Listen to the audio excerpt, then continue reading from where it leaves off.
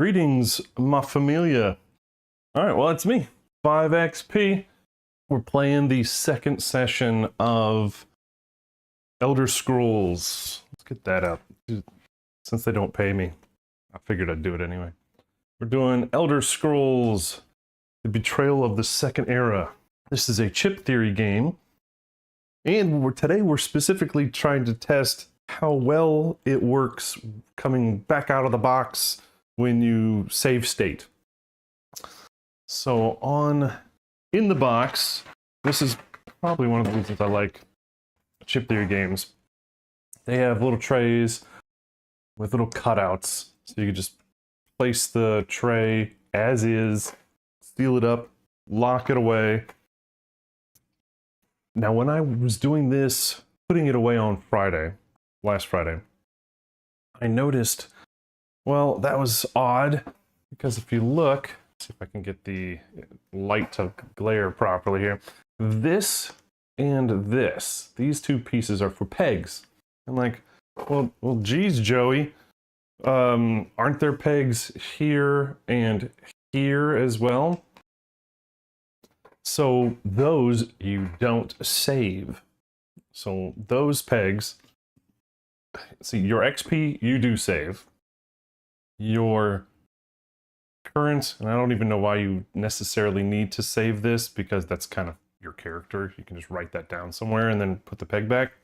Yeah, whatever. This is your recover peg. So I'm still at recover 2. Yeah, maybe I'll upgrade that today. I don't know. This right here is your stance. So my character does not need to stance dance. But think of it, oh wow, this is not really very global, but if you're a warrior in World of Warcraft and you were jumping, like you're playing vanilla and you're jumping from berserker stance to, defensive stance to, battle stance, that's basically what this is. So, you jump to this, you can do single hand, two-hand, defensive, ranged, or magic. That doesn't need to be saved. You declare that at the beginning of your turn, and obviously when you play again, the beginning of your turn is the first turn you take, so there's not going to be anything that would require that to be saved. So that's why they don't save that one. Then we have this one down here, which is your tenacity. That one, you actually lose. It's, again, man, I am so specific with my examples, but that is another World of Warcraft warrior thing. Like, you get rage, you switch stances, it's gone, right? If you don't, spec out properly. So this tenacity actually does not keep from playthrough to playthrough. So that gets wiped. So that's why there are no cutouts for that on the save state board. So if you were like me and you were trying to figure out, why there were 2 save state for pegs when there were 4 peg areas, well, that's why. At least that's what I'm figuring. And so therefore it's gospel. Amen. All right. I also decided to keep it in the tray, as you noticed. So I can lift it up and show you guys what the heck's going on with my tray now. Because it's nothing custom. These are the trays that come with the game. I'm trying to think what else we were doing when we left last time. So we finished at the end of a day. And so my notes, my campaign journal thing says start day 9. All right. I recall, a little recap. We started down here on the map. Let's grab a little thing. We started down here in Lilmuth. Then we trounced around and went to this city of stone wastes. Checked off the first quest piece, which, if I pull out my gazetteer, let's see, we were the curators of chaos. Let's see, the quest objective was to travel to Stormhold, which is this marker all the way up here. And then if we go to there first, we go to like choose your own adventure style. We flip to page B-22 or whatever, do whatever. But instead we went to another place. We went to another town, did another step, traded in a legendary treasure for an experience to get a hint from some, I don't know, witchy old lady or something. See, so page 33. She told us to travel to Stormhold and proceed to the next quest. Basically, she's Pee-wee's Big Adventure. Where do we go? We go in the basement. So of Stormhold. So since this is the current quest objective, I'm going to go ahead and reread this one. Put my old man readers on. That's my demo. All right, so the elderly Argonian woman you track down is happy for the company. Not many people are in the market for tales of the past these days, nor do they care for the future, which the past can foretell and interpret, she says. They only care for the now. She explains that the tome is a volume on uses for the mineral colloquially known as Stormhold crystals. Rare, volatile rocks that can be found deep underground in the Shadowfens region, particularly in the area of Stormhold. Some believe that these crystals can harness the power of evil itself, and anyone who possesses the book must carefully steward the secrets within. Before you go, she provides you with some old map fragments that help make sense of the area's labyrinthine tunnels. She also gives you a word of warning. Some gray-robed folks were here only a few days prior asking around about the codex themselves. I didn't tell them much, they seemed the bad sort. But if you want the book, you'd better be ready for a fight. So, our current quest was travel to Stormhold and proceed to quest step D24 for that day's encounter. And it says recommended by day 12. Okay. It initiates a delve and the end of the quest. Sir, we kind of took the advice of some other people that had played this before that you don't want to rush. You don't want to rush up the map to your final quest because you will be under-leveled. Your skills will not be up to task for the final battle. And so we went to the Stone Wastes. We did not pick up any extra quests. Then we worked our way up. We did a clash or two, and we worked our way up to that percolating mine, right? And we got our percolating mire. Sorry. Then we picked up 2 quests. Maybe we picked up one and then got another one somewhere else. But if you remember, we did Mercs and Scales. So, the Argonian crime lord was terrorizing the region.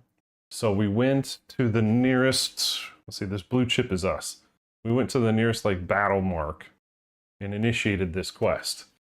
And it basically said, okay, gather your combat pool of baddies, then add another bad guy. All right, we're like, son of a gun. And then it gave us choices, right? So it gave us 2 choices. We could go straight for the bad guy, kill him, win, but only get a little bit of good stuff. Or after we defeat him, we turn on his little minions and say, too late for you guys, and we can defeat them to get extra treasure, which we did. So we defeated the bad guy, got the extra treasure. Now we've got some setup over here for our treasure. So we're at max, right? I think you get 4, what's it called? In slot or active slot? No, something else. Readied, maybe readied items. Check me on that team. We get 4 readied items, and then we have 2 in our backpack. And the setup I chose today, and I'll get all these guys so you guys can see them. I like this setup. I'll tell you why. One, probably the one thing I really want to focus on today is this bow. So for this engage, so when I attack with it, if that attack includes no combat, that's these generic white ones. Oops, these go here. These generic white ones. If my attack includes none of those, then my range for that attack is 2 more. So my current range is 4, 1, 2, 3, 4, based on the green tokens I have. Adding 2 would get me to 6. That is important, as we discovered late in the session last time, because we probably didn't read everything as well as we could have, should have, is that my class is Archer, and I'm a novice. I'm a novice until I hit this upgrade marker, and that's the same for every class you pick. You start out as novice, and you do not upgrade until this little upgrade thing is, you qualify for it. So defeat an enemy that is 6 or more hexes away. So that's the first clash delve, whatever we get today. That's what I want to focus on, is getting that, checked off. Right on, right on. We good with that? Understood the assignment? So this bow is going to help us do that. That's our first item. And we don't have to trigger it or anything. It's just active as long as the dice don't have, or my dice pool, my collected dice pool that I'm chucking doesn't include generics. That we'll get an extra 2. And this is the one we got from that combat, from defeating the terrorizing bad guy.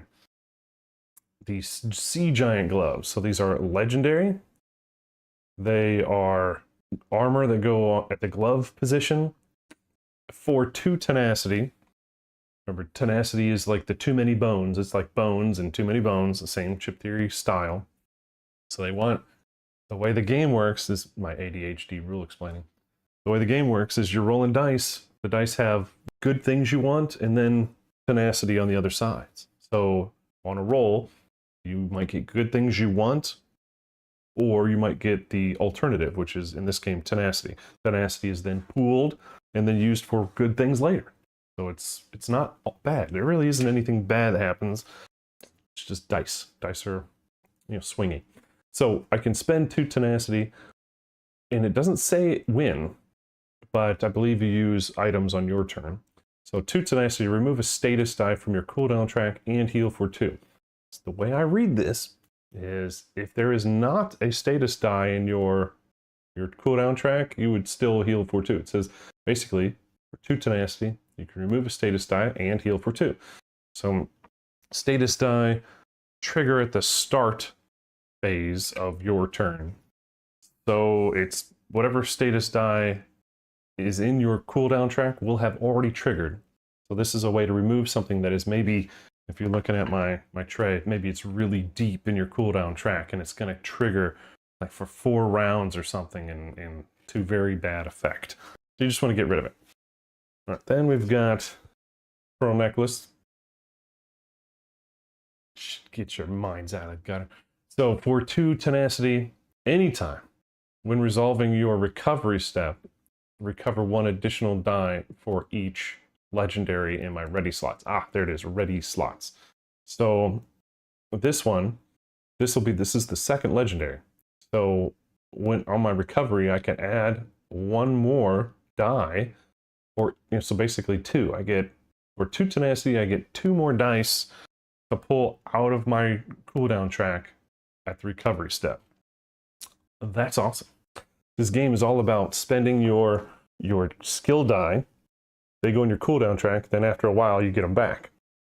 So it's just speeding up the mechanics of getting them back. Now this one I just haven't found an item that I would rather have, because this one is innate. So it's an armor piece with the head slot, and after an enemy engages you, recover your leftmost die on the cooldown track. So that's awesome. So if I'm getting attacked by 3 people, that's 3 dice I get back without expending tenacity or anything. And in my reserves, we've got a sip of health, which just expend it, heal for 3. And remember, the way that potions work is when you expend them, you tap them. And don't pay Wizards of the Coast for saying it. And then you have to go to a town, use a town action to refill it. And then we've got this one. This one was a new one. This is an armor, but it's an accessory. So this one is for 2 tenacity, deal a damage. Sorry, deal 1 adjacent enemy damage equal to the amount of fatigue in your cooldown tray. So at the moment, this is like a late game item that seems really nice. Because if I'm thinking full of stuff, then you spending, what was that, 1 tenacity? Two tenacity, sir. So I would spend 2 to deal 1 adjacent enemy damage of, right now it would be 3. I would spend 2 tenacity to just do 3 damage. That's really great, right? But right now I feel like the mechanic I want is level the hell up. So maybe I'll put the mask in later, which would then give me 3 legendary items in my readied status area. So that's just, again, just recouping more. So my whole mechanic, which is not even related to my class of archer, is to try to get dice back. Okay, so every turn I have options. Then our other class, or other quest I picked up was the power of teamwork. So the Captain Planet quest. This one was, this guy needed help. He joined the party, and if we did the thing, which we did, we get this, and then we go, after completing this quest, you may now discard it while in town to do a free in action when we get to an inn. An in action when we get to a town is that we fully heal, which we're 1 hit point down, and we get rid of everything, including the over fatigue in our tray. And so, man, I'm trying not to mega rule explain, wall of words hit you for 9,000, but not everybody was here last time. So let's be nice. 2 types of fatigue. We got black and gray. The gray is considered light fatigue, which we get when we want to push ourselves just a little bit harder, take another turn, move another space, or adjust a lockpick. That jumps into our tray, jumps in a tray, slides all the way in, and then when it is recovered, it goes back in the box. Then we've got this nasty fellow here. These black ones are called over fatigue. Those ones, when they recover, they go back in and slot back in. So those guys suck. The only way you're getting rid of those is maybe like a class action, a loot card, or an inn, like a rest action at an inn. And it stinks because, if you have a bunch of that over fatigue and you go to a town that has an inn, you're kind of forced to use it at the end to get rid of it, right? So that just handcuffs you a little bit. It's kind of like Kingdom Death when you don't have any freaking endeavors, right? You got 1 endeavor and you got 8 things you want to do, right? That's what I'm talking about. But at the end of the day, last week, when we were done playing, when we were done in our session, it was fun. There was a lot I had fun with this game. And I've got everything set up here on the table, and I'm really compared to KDM, Kingdom Death. This is not a table hog. It really isn't. It can be if you literally splay everything out. Then it can be. But I don't think it is. I think it's fine. You certainly don't need like Aeon Trespass Odyssey, where you need an exploration table. then a combat table, like 2 distinct tables. This will be just fine. All right, so let's put up a poll here. I'm gonna throw up a prediction here, same as last time. How many XP moments am I gonna have today? How many XP moments? So 5 XP. That's me. That's me. I'm 5 XP. Known to forget rules and forget things. So those are, and we call those 5 XP moments when I forget rules. How many times am I going to have a 5 XP moment where we're going to be like, wait, but he's got the thing that makes it go this, so, oh, dang, so should we rewind it? Or whatever, all those moments. So we're fine. How many do you think I'm going to have? What do we got? Like 5 or less, or 6 or more? That's up to you. Have some fun with that poll. Again, the poll is on Twitch, so I'll go away. So, again, I'm mainstreaming on Twitch, and I'm sending it out to... Oh, well, I guess I probably should send it out to Kick as well. I forgot to do that one. Anywho. Alright, so that's what we're doing today. We're playing some Elder Scrolls, and we're just going to start as if we were continuing. And maybe I'll do like a master edit, where I'll put all these things in one video. We'll see. Alright, so, new day. Starting at day 9. So we're doing the same kind of thing we do with Too Many Bones over here. We're doing the day and experience tracking. Pretty sure I screwed up the experience tracking, but whatever. Increase the day dial, then we're going to the overland phase. Check. Start of phase effects. We don't have anything. Move the party. So, yeah, I've got my cheat sheets. Go to Board Game Geek. Get yourself a couple cheat sheets. These fellow gamers are awesome. Gaming community, you guys rock. We pulled a marsh token or marsh card last time. So when we are flooding in the Black Marshes, we can only move one. So this turn we're only going to be able to move one. So we could move to a safe space with no marker, because we are wanting to go to this Alton Coromant area because it has an inn. We know it has an inn because we looked in the Gazetteer. We are allowed to look ahead at the Gazetteer to see what those landmarks do. That's not cheating, at least according to the official Chip Theory video. So we've got a choice. We can go to like nowhere, and then jump over here later, if the weather, depending on the weather. Or we can go over here and do our first peaceful encounter, overland encounter. I kind of want to do that just for the learning's sake. What do you think? Yep. All right, let's do it. So we move. Now, again, the map, you can move over those icon spaces. It's where you land that matters, where you finish. So we're gonna go ahead and stop here at the Forsaken Hamlet. Yeah. Let's see. Trigger the encounter. So it's an overland, it's not a town, it's an overland encounter, and we pull one of these peaceful cards to see what the heck we do. The snare and snare alike. You hear a shout, and your way is suddenly barred by a squat Breton, hands planted firmly on her hips. Be wary of that path, traveler, she says. There's bandits in the air. There is bandits in the air. I'm testing out some new snares of my own design. She eyes you appraisingly. Maybe you could put in a little elbow grease. Help me set the traps, she suggests.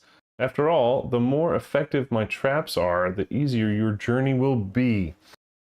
Well, okay, so that's the story side. Then you flip. Now, we learned last time that if it's circled in red, you have to do it if you landed on one of these sparks, like the unstable locations, these little sparks. Because then you would have rolled this, and it would have landed on this, and it would have been considered an unstable peaceful encounter. That's not the case this time. But if it was red, we would have had to select it. All right, so how do we go? How many traps should we lay? And for this, when we finish, we're going to get 1 experience point. Draw a, that's this little solid spark at the top. Draw a random enemy of the level of your choice and place it on this card. Okay, what's that going to do? At the start of your next non-quest clash, reduce the calculated EP by the level of the enemy on this card. Then take the corresponding penalty according to the enemy's level. Ooh, okay. So, if we want to reduce the next combat by 1, we'll just get a light fatigue. If we want to reduce it by 5, we get 2 light fatigue, and we're dealt 1 true damage. An undefendable true damage. And then, if we pull a 10, is it pull randomly? Draw a random enemy. Okay. Okay. All right, so I'm interrupting this because the mechanic is we get to randomly draw an enemy of the level of our choice. So it's either going to be a 1 or 5, or so we're going to grab one from this bag or this bag. All right, and then we can choose whether we, like if we grab one from this bag, we'll pull an enemy, and we'll either put it to the 10 side or the 20 side. If we pull one from this one, it'll be the 1 side or the 5 side. So it isn't random, but it is random. All right, then let's see. Level 10 is each adventurer gains 3 light fatigue. The worst thing ever. But is dealt 2 true damage. That's really rough. Then level 20 is each adventurer gains 1 over, 1 light, rolls a status die, gains it, loses all tenacity. Then after the battle, discard this card and return the enemy on this card to its back. Yeah, that's fine. Knowing that the next battle might be the final battle, I gotta, you know, Fu Manchu think on this one. Oh, that's a tough one. I don't like true damage, period. And we're day 9. The quest specifically stated that we do this by day 12. So let's see. If this is 9 and we can only move here, let's say we get marshy, crappy, flooded weather the whole time. So that's 10, 11, 12, 13 to get to the final quest. That means we're only going to do maybe one more battle. We could end up coming this way to do unstable and hope to get, you know, whatever. This is going to be I think it's a delve, a peaceful or a clash. I don't know necessarily what's the best result. You guys have any ideas here? It's kind of fun, right? So we get to choose our fate here. It's worth only 1 experience, no matter what we do. So we could just do level 1, get ourselves a fatigue, and does it reduce the whole EP? Yeah, reduce the whole EP. That's the kicker. The mechanic, oh, I hate min-maxing, but this is kind of one of those moments, right? So the EP, the enemy point value, or maybe it's something else, the EP value is based on the amount of people multiplied by the experience that you have, I believe. So right now, we being 10 experienced peoples, and one of them, we'd get 1 level 10 baddie for the next one. So if we brought in a level 1, we wouldn't pull a level 10 baddie, we'd pull a level 5 baddie and 3 level 1 baddies. So, which would kind of make it a little bit more spread out, a lot more people to shoot at, maybe make it a little tougher. But 1 level 10 is going to be one guy that's really hard. Maybe he has high damage reduction, or maybe he has a really powerful attack that can knock us out in 1 hit. I don't know. So I am tempted to do a level 5. So that's 2 light fatigue and 1 true damage. 1 damage we can possibly live with, and reducing it by 5 would be significant. So what do you guys think? Is that a good one? 1 level 5? 1 level 5? I'm reaching for the bag. You still have time to stop me. Stop me, Smee. Try to stop me, Smee. Stop me, Smee. All right, here we go. Now, it doesn't matter what it is. All that matters is that we choose a side, a level 1 or a level 5, right? So, I mean, I guess it does matter that we pulled this guy randomly. Maybe this was a really awful one that we're so happy to have on the card, because then it can't be pulled for battle. I don't know. But I think we're going to put this guy, a level 5, on this card. So the next battle, we're going to gain, is it at the start? So yeah, it looks like we take it at the beginning before the battle begins. Yeah, at the start of the clash. Okay. All right. Oh, non-quest clash. That's very specific. So this will not trigger on this. It will only trigger if there's a battle on these two. All right. All right, something to think about. So this one, I think this quest is over.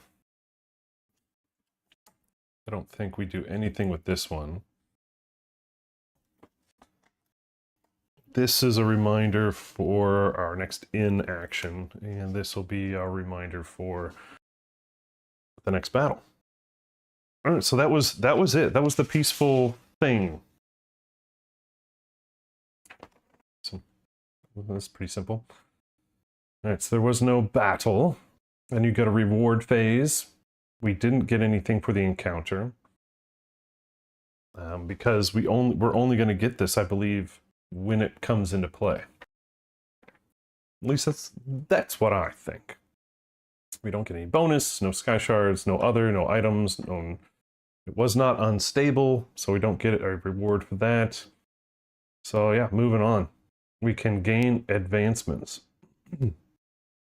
Or do we get this now? Do we get that spark now?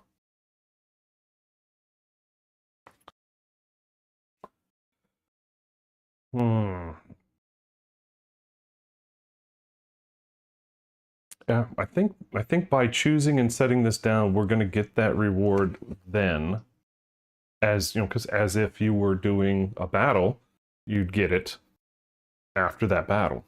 This one is, I don't think it holds on. I don't know. That's a good one. That's could be a potential 5 XP moment, but I'm going to go ahead and award that now.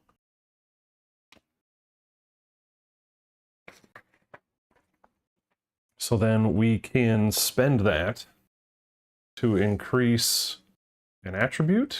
Attributes are these, like our magic attribute, our combat attribute, or our stamina attribute. We can increase our cooldown stat, which unfortunately we need 3 XP to increase our cooldown stat. Which is probably one of the things we need to do if we weren't built for cooldowns. So let's see what's next. Increase tenacity with leftover, promote class. Haven't done that. Add a skill line, add magicka. Nope. So right now I'm tempted to grab, it would cost me 2 experience points to get another purple die. And I feel like I'm going that direction. So we have 2 level 1s, we have a level 2, so now we actually can potentially get a level 3 dice for our class here, or for our main skill, which is bow. Oops. No, that's right. So level 3 is this side. We could get this die, which has 4 sides that go into your active slot. Oh, sorry, Aziz. Which would, let's see, at the start of your turn, you may exhaust this die to recover up to 2 bow skill dice, or up to 3 if they are all snipe die. Oh, I guess I'd never thought about that. So it's telling you that the snipe die, which is your starter level die, there are actually 4 of them. We could buy 1 more of them. All right, Aziz, I'm sorry. I'm playing with your focus here. That's my fault. Yeah. Zoop. Does he hate me? Aziz hates me. Anyway, there are 4 of them. So I could spend 2 experience points to get another one of these. And remember, these have armor penetration and then do the damage based on the number. So there's 1, 2 damage. There's, I think, 3, 1 damage. And maybe 1 tenacity? No, it looks like maybe 4, 1 damage and 1 tenacity. So these are your generic archer dice. But it does seem odd to fill up your tray maybe with level 1 dice when you could. Life is good, but it could be better. So these Vine Dusk dice allow you to recover 2 or 3 if you have if they're snipe dice. Let's see what else we got. We have the Rapid Fire. Oh, so basically that die, you would roll it. Here's my croupier. Here we go. You would roll it it would go in your active slot, which if you're looking down here, that's this. And then at the start of your turn, you can take it out and exhaust it, to put it in your cooldown track to get that result. That's what that A means. That's what that A is. All right, rapid fire it's an immediate die. It deals 2 damage to your first target for each snipe die in your cooldown track prior to this engage. Okay, so another die that builds off the snipe die. Interesting. So we only have 2 snipe die. So do 2 damage to your target for each snipe die in your cooldown track. That's a lot. So, but here's that kicker. This is what it's saying.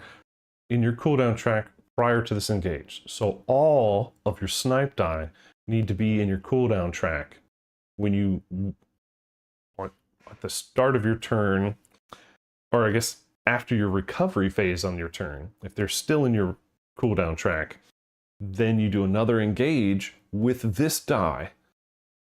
It looks to see how many snipes are in your cooldown track and does that much damage.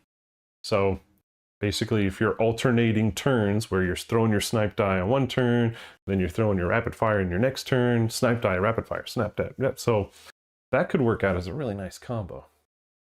Let's see, then we have that's on 3 sides of the rapid fire. Then on the 4th side is deal 2 damage to your target for each snipe die in your cooldown track prior to this engage. Then recover those die, replacing them with light fatigue. Ooh, I don't know if I like the light fatigue generating things.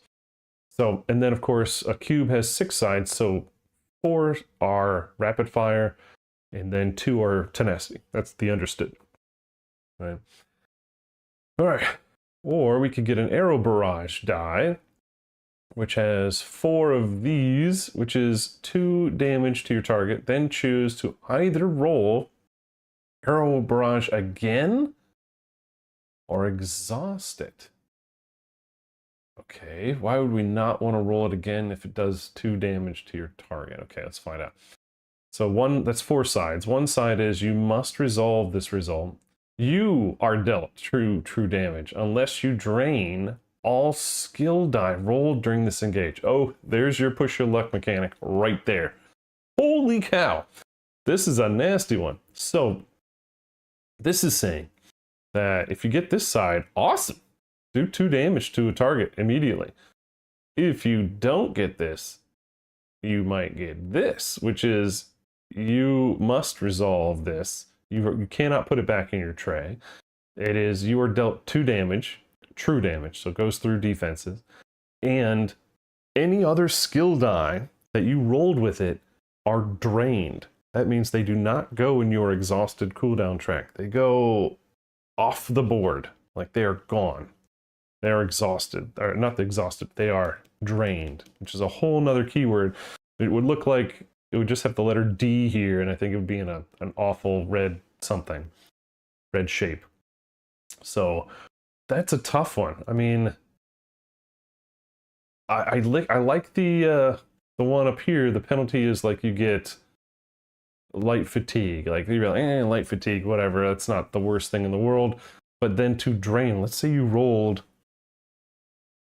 we rolled our acrobat dice at the same time, and then we got that result. Then these acrobat die they're gone. They're gone for the whole battle. That could be rough. So that seems rough, but it is a push your luck. You could continue to roll this with 4 results being possible and continue to do 2 damage, just like ka-chow, ka-chow, ka-chow, ka-chow, ka-chow. So maybe that is not bad. Having 4 sides. Maybe it's like a late game thing where you're just like, you're in the thick of it. If you don't kill a bunch of things, you're gonna go down, and you just need to do a ton of damage. What would it be like the last Starfighter, the Blossom or whatever the heck it was called. Press the button, spin, do a bunch of bullets. Something like that. So I like it, but I think I like the rapid fire die better. I don't think Vine Dusk training is going to fit But I like the arrow barrage. Oh, okay. I also just rereading it. It also says to your target. This game works very specifically when it comes to targeting. So you declare your target, you chuck your die, and then you do results based on what you rolled. You can't split pea soup it. It is your target. So you can't do 2 to this one, 2 to that one, 2 to this one, 2 to that one. It's all to your targets. Basically, you're just filling that one guy full of arrows until he did, or you roll a tenacity, or you roll. Oh yeah, that's an image of an arrow breaking. So yeah. So I mean, if you just rolled that die and combat dice, no, you won't care, right? So I think I might go with arrow barrage. I like the sound of the push your luck stuff, and if you do it smart, because you can't drain. I don't think you can drain regular combat die. I think you can drain these things, but I don't know if you can drain combat die. Anybody know? If you know, if I'm not thinking about this correctly, actually, you could just take a look in a book, because this rulebook, as we found out last time, is really good. This rulebook, man, Chip Theory Games, you guys nailed it this time. This book is incredibly clear on how to do this. Drained 60. All right, let's see if we can figure out if drained is. Yeah, drained says the skill die's ability is resolved instantly. Then the die is placed on the adventurer's race sheet, unavailable for the rest of the battle, and is considered drained. See end of battle cleanup. Now it doesn't say. It does not say. Necro, my man!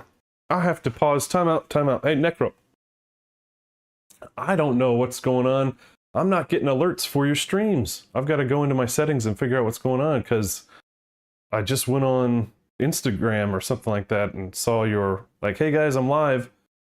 And that was just me picking up my phone, you know, kind of the on your way to Slumberland ritual. And then I went to Twitch, and there's like something like 1 week ago, 2 weeks ago, I'm like, and here I was like a week ago, I was like, man, why don't you stream no more? It's just like, I am. So I apologize, man. I've missed everything. And I feel bad about it, because the stuff you're painting, stuff I care about. So I apologize. Apologies. Apologies. But yeah, wanted to take a moment. But I appreciate you painting. If you guys want to watch some good painting, head over to Necro Tomb's channel. Find something good. So I'm going to grab Arrow Barrage. That's my 2 XP purchase. Goes down to naught.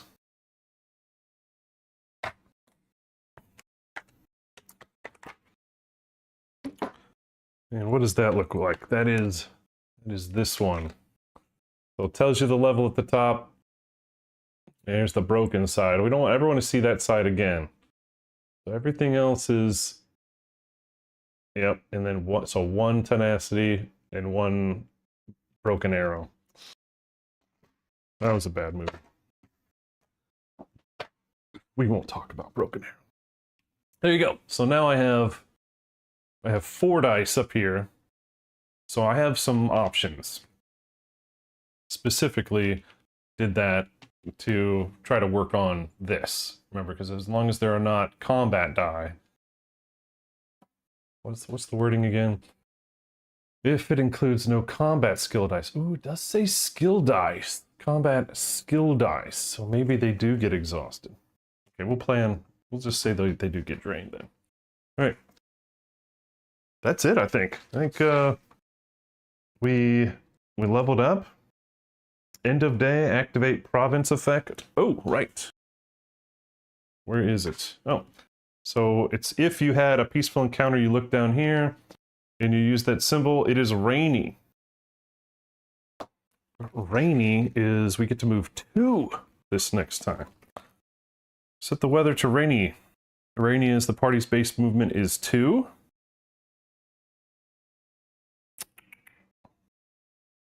All right, that was it. And then recover cooldown dice. So I can get 2. I might as well get these 2. considering I can't mess with that over fatigue until I get to an inn. And then I get 2 health back. I recover 2 and get 2 health back. I was only missing 1. I guess then we do another day. So turn the day dial. We're day 10. I need to get to this town.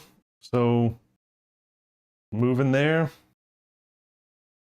This is the Alton Coromant. So you grab the Gazetteer, go to Alton Coromant page. I don't know if it's alphabetical.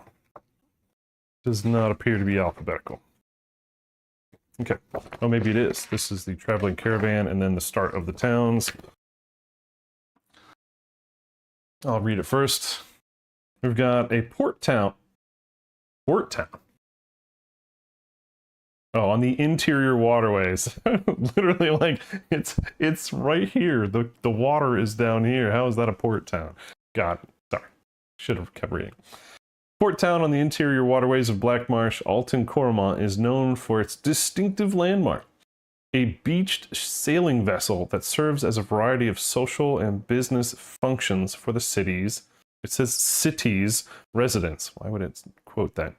The town is run by Captain One Eye, an Argonian pirate on the lookout for the next payday. Okay. The town's special feature is called Open Contracts. As a free town action, an adventurer may discard an active side quest to gain 1 item from the shop.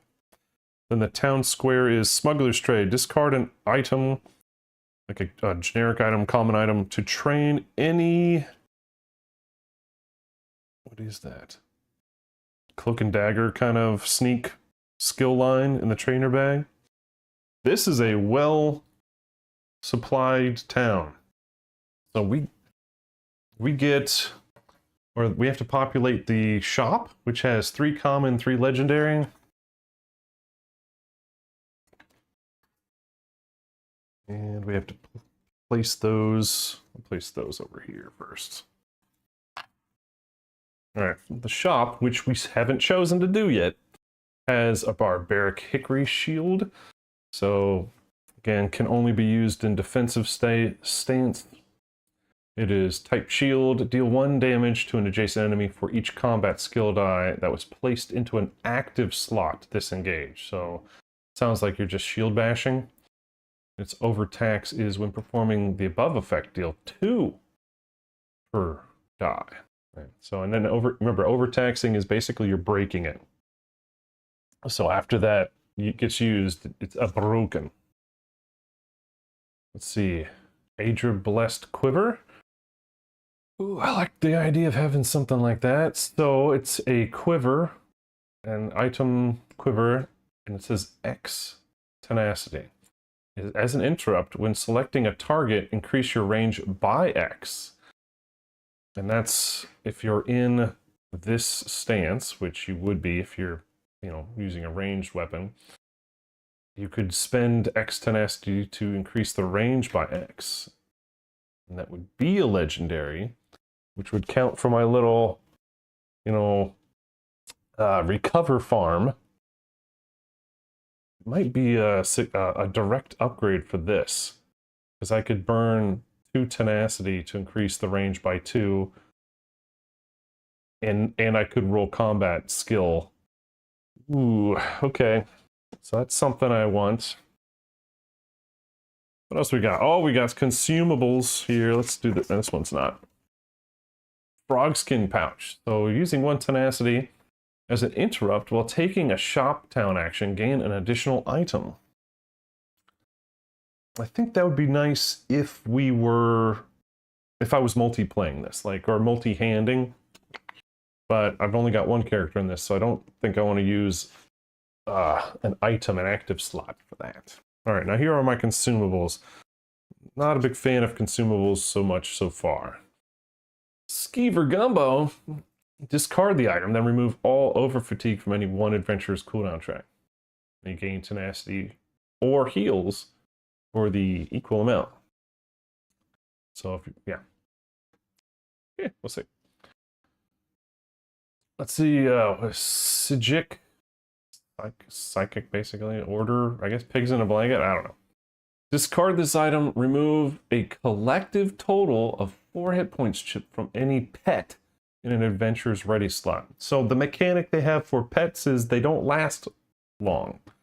So pets are limited use things that hang out with you. And when some effect happens, you put a used token on them, like a hit point token on them to indicate that they are not long for this life. This allows you to keep your pet longer. Orcish no rhubarb salad. Discard the item, then you may temporarily increase your stamina and magicka by a collective total of 2 for the rest of the turn.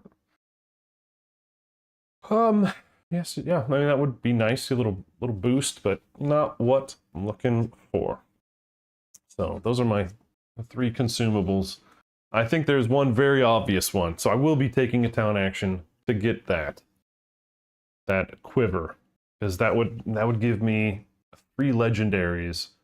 So the pearl necklace would give me that much more recovery. So we'll do that. But I also get a free in-action. So remember that? I get a free town action. No, a free in-town action. INN. So, I mean, I might as well, because this is probably the last one I'm going to do on this quest. So, I get rid of my over-fatigue. Maybe that's something positive. And I heal to full, which I already am. Whatever. I get something good for it. Alright, so that was my free town action. I get 2. 2, sir. What are my choices? What are the town choices again?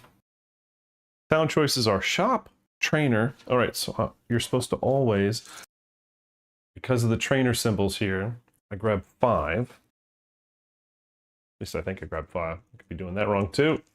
Who knows? If you see a 5 XP moment, call it out. I may end up giving you guys a reward or something. So, let's see. I'll put them down here in the bottom.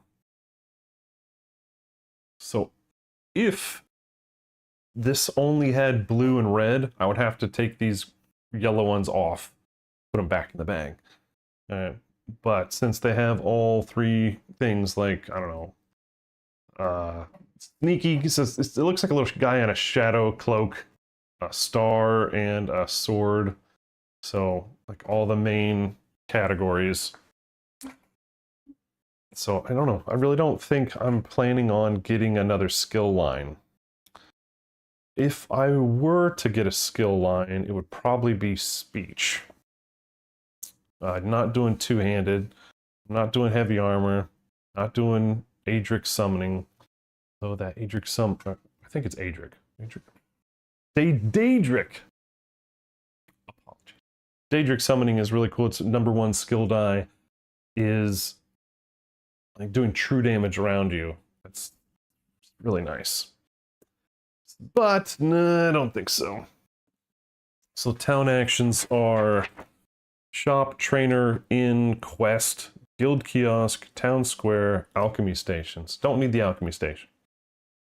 Don't need the inn, because I got that one for free. So I could go and get, if we're trying to maybe like min-max ourselves, like kind of hanging out here until we get what we want and then going, I could get some more quests. The guild kiosk, again, is still based on this, which is the Undaunted. Oh, come on, flippity dip. Which is, we discard all items in the shop and refill it with new items, then gain 1. So we could do our shop action now, get the quiver, discard the bow, and then do our guild kiosk, which refills it, and then we get 1 for free. So we'd be able to do 2 shop actions. I'm kind of tempted to just do that. Right? Or should I do a side quests? Maybe side quests are the better option. We need more experience, more dice. Yeah, I don't have a right answer. I don't think there is a right or a wrong answer. Unless you guys are like, there's obviously a wrong answer. This guy's an idiot. So we're going to take our action. I'm going to go ahead and I'm actually just going to discard this bow because I don't see me using it. I don't. So unless I wanted to discard something else. I like the health vial in case, you know, I'm running into that. Ancient Dragon Guard Barrel Mask. Do a bunch of damage to things adjacent to you based on the cooldown track, which my cooldown track is super light. Okay, so you know what? I'm gonna drop my legendary instead of that bow, just in case there's something crazy. All right. What else is left? I think that's, and then I'm gonna do my guild kiosk, right? All right, guild kiosk. So we wipe all this.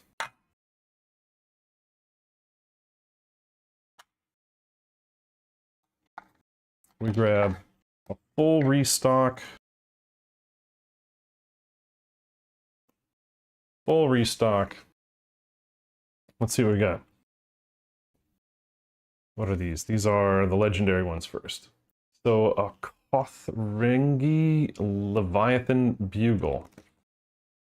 That's a mouthful here. Okay, when an adventurer gains a Sky Shard, which is something you get in Delves, gain a Tenacity. You may instead choose to discard this item to ignore the Sky Shard effect on the Delve card. If you are Bard, this item may be used even if it's in your pack. Yeah, I haven't seen anything that's like that for an archer yet. That's kind of neat. What is this? Mud crab fries. A legendary consumable. Okay. Discard this item, then heal an adjacent enemy to full. You may ignore its defense stat until the end of your turn. Help me with that one. Okay, so I guess if it's only missing one hit point and it has a defense of 3, and defense on enemy chips, as we learned last time, is more of a damage reduction, you'd want to, you know, give it him health back so you could just clean him out, possibly. I don't know, that seems like it would come into play more than you think it would. Oh, and here's a draft. Conjurer's Potion. Expend it, so tap it, tap it. While performing an engage in magic, select any one untrained Daedric summoning skill die and freely add it to your engage. When the skill die would be exhausted or drained, return it to the supply.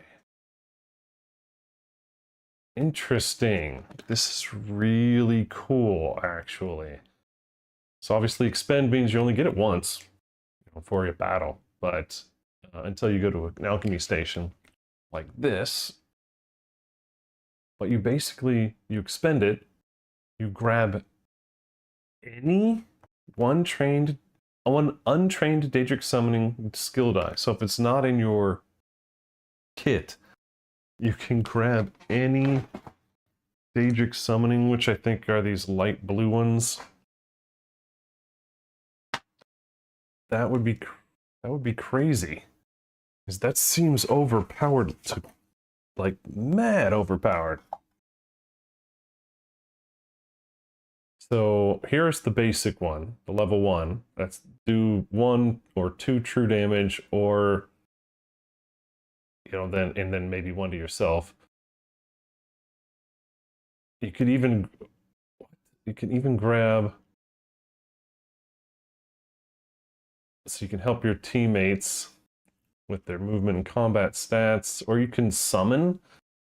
Deploy a clan fear to an unoccupied adjacent space, or an atronach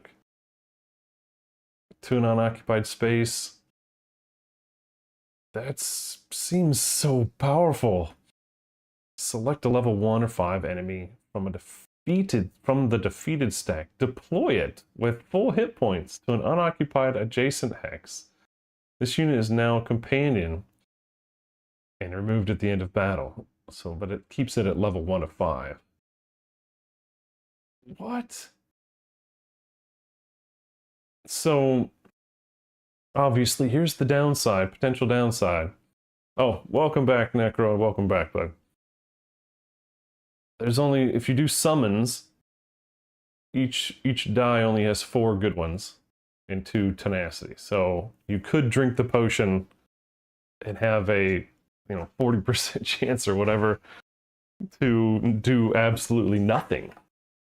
So maybe that's not as good as I thought it was, but that's pretty sweet. If you had empty slots and you needed to fill them, I'd probably grab that. All right, here are the common items. Here's a potion, common potion. Roll a d6, heal for that, equal to the roll amount. That's, could be 1, could be 6. We haven't had a glyph, I think, in a while. Glyph of stamina, enchant an adventurer. Okay, remember glyphs enchant specific parts of the game. Could be the loot stack, could be the combat stack, could be the whatever. Glyphs enchant components. The enchanted adventurer may treat their magicka stat as if it is their stamina stat or their move actions. That's kind of neat. Discard this when the enchanted adventurer advances either their magic or stamina stat. Oh wow, that is like permanent. That's basically until they advance it, they train it. Oh boy. Oh boy. A bow. If your target is 3 or more hexes away, set 1 combat skill die rolled with this engaged to a 2. Oh man, that's nice. Oh man, I don't know. I think I gotta get that, right? So if your target is 3 or more, you've rolled combat skill die on that. Set 1 of the skill die to 2. And that's the 2 damage side. That's what that's saying. I really like that. And that's the whole point of this setup, is that I need to hit somebody at 6 or more hexes away. I have to use tenacity to do it. All right, so that's an option to pick from this reset. It's not the buglehorn, the bardic buglehorn. It's not the glyph of stamina for the magic stat walkers. I don't need a health potion. I've already got one of those. The conjurer's potion said was fun, but not for me. The Gold Coast mud crab fries is the only other one I was thinking about.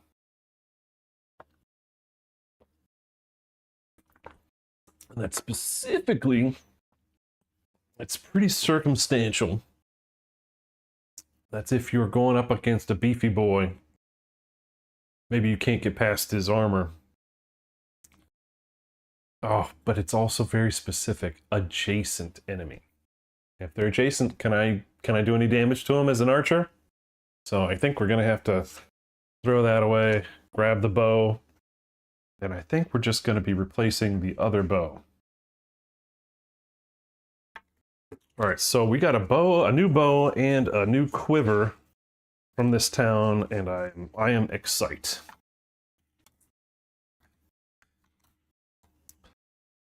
Remember, our whole plan is to hit people far away, and so we can upgrade our archer from novice to master. That's our plan. Clear as mud. We're all good. Everybody's following. I'm not leaving anybody in the dust, scratching their head, going, what the? I don't even know what he's doing anymore. This is not intended as a learn to play. Right? I do not want this to be,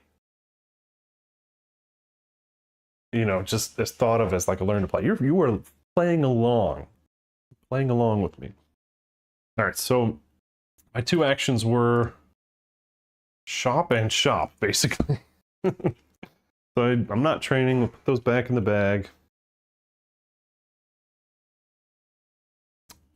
I don't have anything else to do here.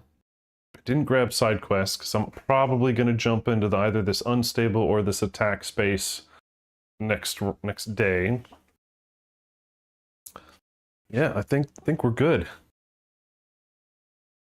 So that was, we don't have, that was the encounter. It's a town encounter. We do a reward phase. I don't have anything to expend. What else is there? Advancement. I don't have anything to do there. End of day. So now we got to find out what the weather is going to be like tomorrow. It's the same. So we're rainy, so we get two movement. It won't matter. And then recover. So if I had anything in my cooldown track, or if I had hit points, I'd recover them. But we're all good. I'm too fresh. I'm too fresh, which means I'm playing too easy, right? I should be hurting. All right, so start of the day. Day 11. I get 2 movement. All right, what do you think, team? Unstable, which then we roll this die to see what the heck it is, or we go straight for combat, which then we could use this thing to reduce the bad guys. What do you think? Nothing? And honestly, if you guys want to lurk, feel free. You ain't hurting nobody's feelings. And if, see, here's the thing. I know I need tenacity for increasing my range and doing my other things. If I go to the unstable mark, whether I win or lose, I'm going to get 2 tenacity. So I think I'm going to go to the tenacity slot. All right, so here we go. Moving over to the tenacity, or the unstable spot. We're rolling the die. Peaceful. Paper. All right, here we go. Could be a battle. You don't know. Could result. When we flip this, because it's unstable, it could say, well, like the last time, we had a peaceful person there like, please, sir, can I have some more? And because it was on unstable, we flipped it over and there was a red combat there. We had to basically fight the dude, just steal his loot or something. Oh, get out of here. All right, so let's read it. For whom the toll sells. You've been forewarned about the way ahead. This area is tough to navigate with plenty of venomous animals and difficult terrain. A group of ne'er-do-wells, I love that phrase. I love ne'er-do-wells. I'll say it all the time. Has taken advantage of the situation, constructing a makeshift toll station. all I see is blazing saddles, just like wilderness and a toll booth. All right, so they've constructed a makeshift toll station along the area's most traversable road.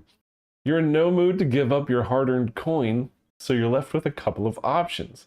You could try to slip past the blockade under cover of darkness, or you could brave the nasty natural landscape. God damn, oh, somebody go back and get a shitload of dimes! Hello, family! Oh, I knew it. All right, so the fact that we were on an unstable space means that we've got to do that. So that's the red circle. Brave the wilds. Oh, go away, just because you don't know the quote. My wife's at the door going, What are you talking about? Be like, you're not in the club. Go away.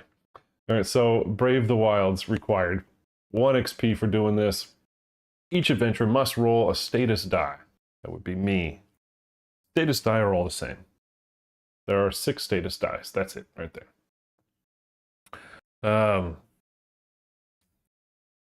Yeah, that's not a ritual for me to watch that all the time, but it's and we have small kids in the house. It's basically it's on a late night viewer. It's one of those, or when they're at school. But okay, let's see. We roll a status die and place it in the bottom rightmost What? Okay, I get that, which is what? This is going to be interesting. Place it in a slot. So this is fear. The effects of this unit's non-combat skills are ignored. This effect does not apply to skill dice already in active slots or cooldown track. Oh, I don't know if I like this one. So this is non-combat skills are ignored.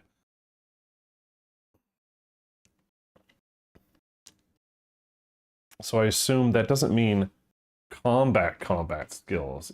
I assume it means anything that's doing like damage, right? Oh man, because like acrobat would not be a combat skill. Speech would not be a combat skill. Um, hmm. This is interesting. The effects of this unit's non-combat skills are ignored. I'm curious about that one. Oof. All right, let's continue anyway. Then place it in the bottom rightmost untrained slot in their attribute rows. So that would be that one, right? That's the way I'm seeing it. Okay. Persistent. When an adventurer would train a stat or skill die into a slot with the status die, they gain 2 light fatigue and then also gain the status die. Once the last adventurer gains this status die, discard the card. This persistent is not discarded at the end of a session. Now, riddle me that one. Oh, this is a mouthful of stinking verbiage here. So the die right now doesn't mean diddly do, right? Diddly squat doesn't mean squat. It is just a placeholder. So it's basically saying if I want to train this skill line here, if you're looking down at my player board, if I want to train this skill die, I can. And it doesn't cost me anything extra, but when I do, I gain 2 light fatigue down here in the cooldown track and the skill die, or in this status thing, and then I would get the status effect that is shown. Since I'm not planning on upgrading that, that's not really doing anything to me. So, but I could see this really screwing up some people's like play out. Like they had something, they were like, okay, this is going to be for that one thing, and then now all of a sudden they've got to deal with it. So it's not going to bother me at all. But this thing's confusing. It's once the last adventure, so if I'm playing with multiple people, once the last person upgrades and gets their 2 light fatigue, gets their die in their cooldown track, this discard the card. This persistent is not discarded at the end of a session. Oh, okay. All right. Sorry. Now I understand. So because you play this game in several play sessions, normally some things would get discarded, like your tenacity gets wiped, and this card would be discarded. It's not. You're stuck with it until you get rid of it. Actively get rid of it. That makes sense. All right, but this isn't going to bother me one iota. So I'm going to gain an XP for this. So that wasn't too bad.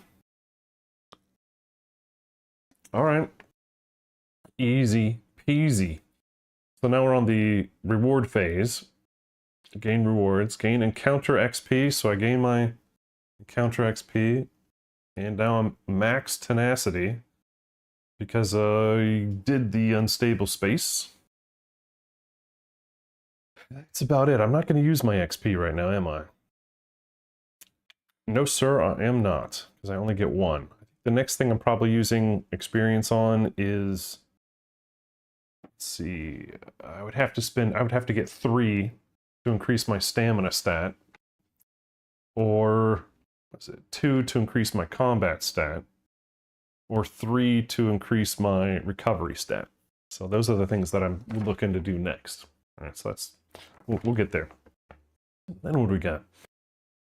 Shards, items, special achievements, none of that applies. Gain advancements, like I said, I'm not going to do anything with that. End of day, we activate the province effect, which, it's flooding. So that's the bad one for us. So that's gonna make it flooding, which means we can only use 1 or move 1 space this next round. And then we recover. So we recover 2 dice, get 2 health back, and then move on. And then I guess we start the next day. Oh, shoot. We're supposed to be up to 12 XP. We got 1 from this, and 1 from that new one. So we're at 12 XP. I have to remember to do that because that's the thing that increases our bad guy chips each battle. So now we're just going to move up 1 and nothing happens because we can't go anywhere. Unless we wanted to go this way into a battle. Yeah, let's do that. Let's do more. Let's have more. Do more fun. Oh wait, this card stays out. Technically. Until this chip goes away, this card's going to stay out. Yeah, so on our turn, we're going to move 1. We're just going to go to this battle. Because, yeah. We move. Overland phase, we move. We trigger encounter. It's a battle, but it's not a quest battle, so we pull a battle card. Unsullied Pool. Cresting a small hill, you are met with a curious sight. This is a general encounter, it's not a Black Marsh encounter. All manner of animals, even natural enemies, stand shoulder to shoulder kumbayaing in the clearing below. Drinking from a crystalline pond. The water is so pure you can see down to the stony bed. It's a picturesque scene, one you could break up with a sudden move. You could hunt some of these creatures, and the ensuring trophy could even land you a considerable bounty.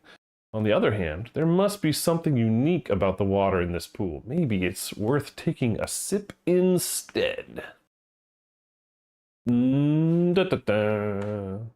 Alright, because we're not unstable, we don't have to do that. So we could hunt, or we could drink. Drinking gets us not XP, and we can recover all fatigue from their cooldown track, heal to full, and gain a tenacity. Wow. Boy, that would be something if we needed it, but we don't. And we want to pew pew. So we're gonna fight. We're gonna hunt the beasts so we can get that 2 XP, which will get us 3, so we can do our thing. When deploying enemies, use as many enemies as possible. After deploying enemies, flip 1 level 1 enemy to their level 5 side without adjusting their hit points. So they get their new skills, but the hit points stay the same. Interesting. Maybe one of them is in queue to drink, but hasn't drank yet. And then battle objective is conquerors, defeat everything. If I have 3+ players, enemies deploy with 2 extra hit points. Ooh, boy.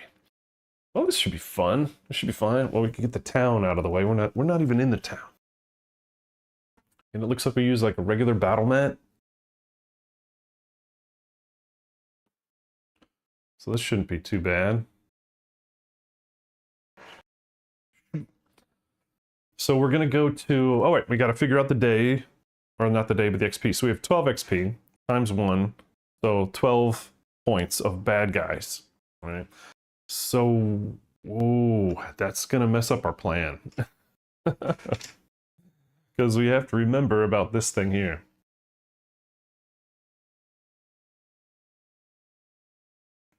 So let's see. At the start of your next non-quest clash, reduce the calculated EP by the enemy on this card. Okay, so we reduce the value and then draw chips. Okay, that helps a little bit. Because otherwise, we'd be drawing a 10 point and 2 1 point. Because we're at 12. Okay, and we're reducing it by 5. So we only have 1 5 and 2 1s. Mathemagic, as my friend would say. So we don't need to go to the big bag, the 10-20 bag, go to this bag. First one, which is going to be a level 5, is the Hacking Swarm. Elusive and native, so they get the special Black Marsh ability, which is not nice. But it actually won't affect me at all, will it? So the native feature is, when a unit with this determines target, it must exhaust a number of dice from the active slots as determined by the current weather. So because it's flooding, it would exhaust 3 die from me in my active slots if I had any. Thankfully, it's not gonna do anything. So when deploying enemies, use as many is possible. Okay. So what does that mean? Do I draw extra if they're not creatures? When deploying enemies, use as many creature enemies as possible. Okay. So number 1 is going right in the middle. We get a legendary, we get a regular cache. Yeah, I'm not entirely sure how I'm supposed to, because usually you would just grab them from the mystery bag blindly. There's your ASMR right there. However, it says use creature enemies as much as possible. So do I just keep drawing until I get creatures? Yeah, yeah. I don't know if there's a rule for this, but it feels like we would do that, right? So if it's not creature, we're not gonna pull it out. Right now I'm a bog dog. Oh, it's Bane. Ugh. Oh, it's Bane and so that Spriggan was Bane with nothing. This guy Bane's and stinking attacks. But he's gonna be a level 1 with 5 health, and he's gonna go up here. Then we got a mud crab. Sounds STI or something. ST mud crab. All right. Hey, Big Joe. I think I got cracked. We're gonna boil our laundry. Okay. Oh. All right, so let's, after deploying, flip one of the level 1 to the level 5 side. And honestly, the mud crab is stalwart on level 1, but he's native and stalwart on level... Oh, he's become a spider. So the mud crab would turn into a spider who gets that native ability, which again, I'm not an active slotty guy, so that's not going to do squat. So he's probably going to be my guy, but he would retain his level 1 hit point, and he'd be easier to kill. What about the other guy? That dog, the doggo. The dog is easy to kill right now, and is only melee. What is this top one? Bane and Enfeeble. Okay, we're not going to flip this guy. Because I want him to be easier to kill. So we're going to flip the mud crab to the spider side. Yes, the spider. 3 hit points. 3, sir. The hacking swarm. 2, 3, 4, 5. And then we need 5 for the doggo. 1, 2, 3, 4. All right, so instead of facing a level 10 and 2 1s, we're facing a level 5 and 2 1s because of this peaceful quest, which we are now going to discard. And it said once it's done, we turn this to the bag. Turn the turn counter to 1. Is there anything else on here that we need to deal with? No. Now, when I set my guy out here, I need to think about being 6 away. Let's see, 1, 2, 3, 4, 5. Because I will be able to go first. And I want to be able to kill something immediately. All right? Because I want to flip my archer. That's the goal. That's the thing that we really want to do. I think I'm going to be able to upgrade on this first turn. If I can do 3 damage to that stupid spider, I can get my upgrade. 1, 2, 3, 4, 5, 6. Yes. I think it's possible. 3 damage, and I don't have to, because that old bow I have to increase my range that way, but now I can do it with... I'm out of breath. I could spend 2 tenacity to increase my range by 2. So that's doable because I'm at 5. I don't need to use anything else at this moment. Yeah, all right. Now I got to get my little cheat sheet out and remember what the steps for combat are. What are the steps for combat? Start of the round, round counter, which were 1. Any type of start of round thing happens, so taking true damage from status effects and things would trigger... I thought I had a better round sheet for combat. Combat.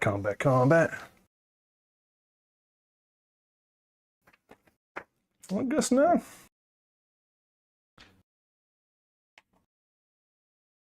Oh, that's right. It's not a cheat sheet. It's an official thing. Start of turn. So those are anything that triggers effects or whatever that say start of turn. I've got none. Recovery. Based on your recovery, was it level? Recovery level? Don't have any of that. And then I can, in any order, move, engage, class abilities, explore, but that's only on delves. So right now I'm not going to move. I'm going to spend 2 tenacity to increase my range by 2. And then I'm stinking rolling some dice. I can only roll 4 dice, right? Only roll 4 die. What are my biggest damage dealers? These are the ones that bypass, so these 2 dice bypass armor. Don't need to bypass armor, do I? All right, I just got... Where are they? So I just got acid spray. Select up to 3 targetable enemies. Oh, come on, Aziz. Roll 2d6 for each and apply Bane status for any that I roll 6 or higher. Since I already triggered my range upgrade, I could throw that. That means I could throw a Bane on everything. Although that's not going to... I think it's very specific. It says, defeat an enemy that is 6 or more hexes away.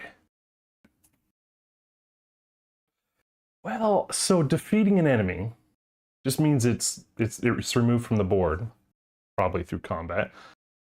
If I only end up doing 2 damage to this thing, but it has a Bane token, at the start of its turn, it's going to take that damage and then be defeated, and it will be 6 enemies away.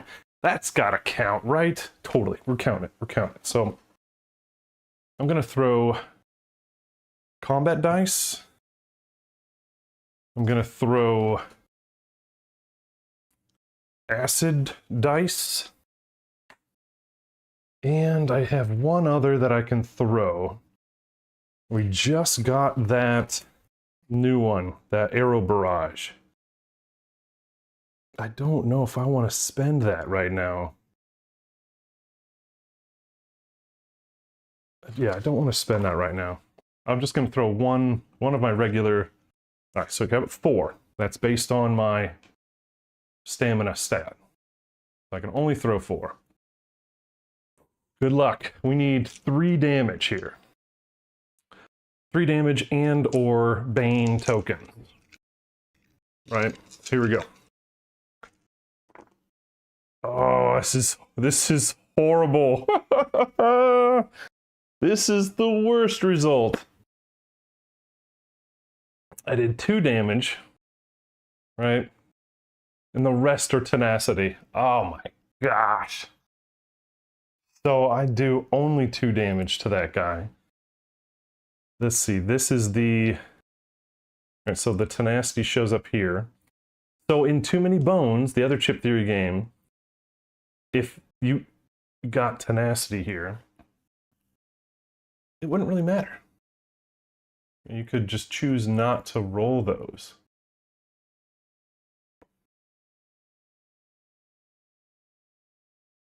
And I think that's pretty much what we're going to do here. We're just going to choose not to roll those. Oh, wait. I have a reroll. All right, so one of the channel features for me when I play games is you can use channel points to do rerolls. We've had one banked for almost 2 weeks. So we're going to go ahead and do a reroll on this one. And we're going to spend that one from Sparkles. That's a long time ago. All right, we're going to complete that one. So thank you, Sparkles, for that one. I don't even know if you're lurking today or what. But we're going to roll this one again because we need more. We need more. Sheen and Christmas. It's just as bad. Oh, crap.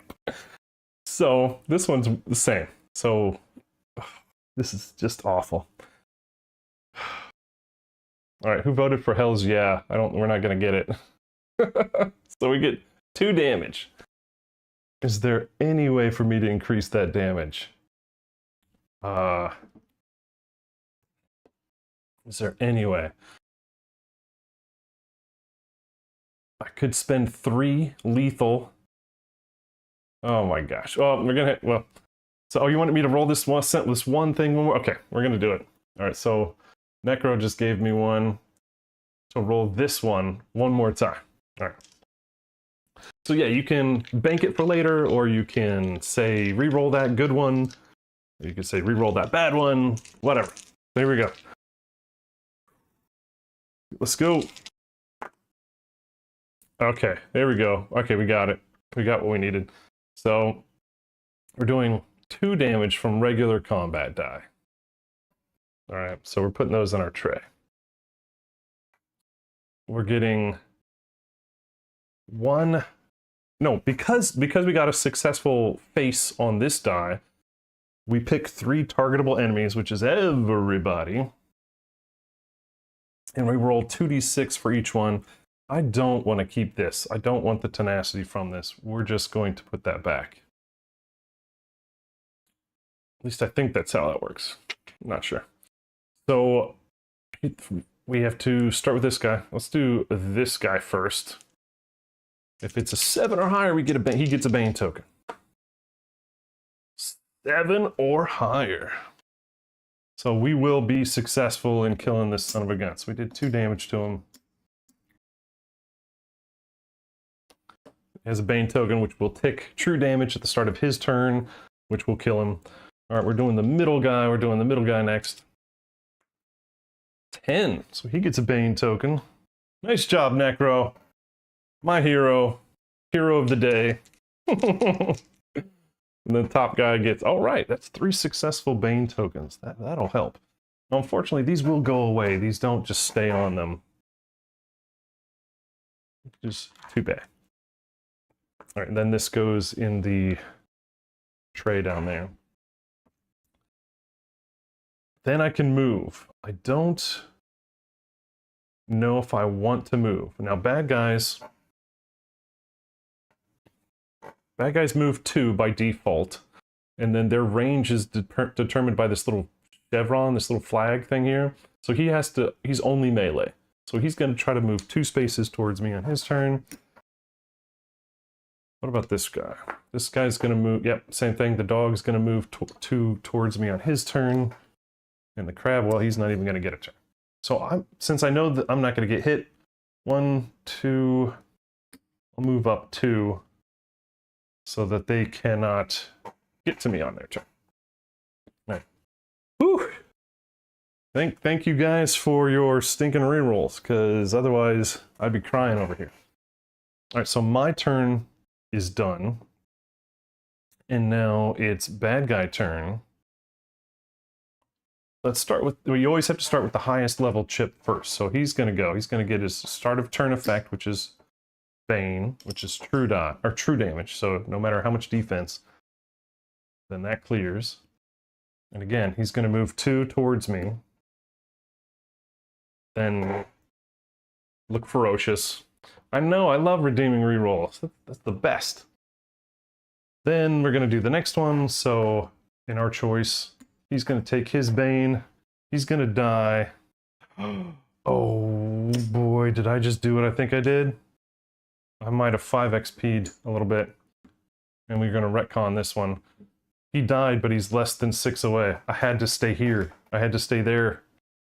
Alright, so now he dies. Oh boy, that would have been bad. That was self... was it self damaging there? So now I upgrade. And it happens whenever that happens. So the sheet, when I defeat an enemy 6 or more away, I flip the sheet. Now my master side is active. At the start of my turn, if I'm in range, deal 2 damage to an enemy in sight. So it used to be in range. And last turn, I couldn't have hit anybody because they were all too far away at the start of my turn. Because I triggered my quiver after the start of my turn. So now, anything with this little like checkerboard finish line things is an upgraded skill from a novice. So now my accuracy is as long as I'm in, I'll use the stick here. As long as I'm in ranged, I get this ability. So now my range is always 5. So 4 from stamina, 1 from this. Let's see, this one's upgraded. Lethal arrow now only costs 2. And as long as I'm in ranged, I roll 2 enemy combat die against a targetable enemy for true damage. That could be up to 4 true damage on somebody. That's fantastic. Then we've got Hunter's Discipline. As an interrupt, I can spend 3 tenacity, and when a non-quest enemy is deployed, remove it and deploy another random enemy of the same level to the same hex. Gain 3 bonus hit points. Okay. Then we've got Venom Arrows. Again, I have to be in ranged stance. Roll 3 status die and apply them to targetable enemies. So that's kind of like a more guaranteed version of the acid darts that we have. So all good things, all good things. Now, when do I get to swap out my readied items? Does anybody know that? Because now I don't feel I want the quiver, I want the bow, which does automatic damage. Oh dear, we're going rulebook hunting now.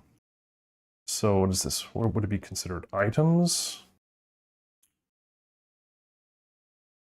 Trading, adventure, rest step. Okay, items. 28 and 30. I want to make sure I'm doing this wrong, or right. Wrong. Freudian. During battle, item can be used. Duh. Outside of battle, an item can be used anytime when either the common or legendary deck is emptied, the deck's discard pile is reshuffled. I feel like it's something I can only do outside of combat. Like, intuitively, I feel like I can only do that.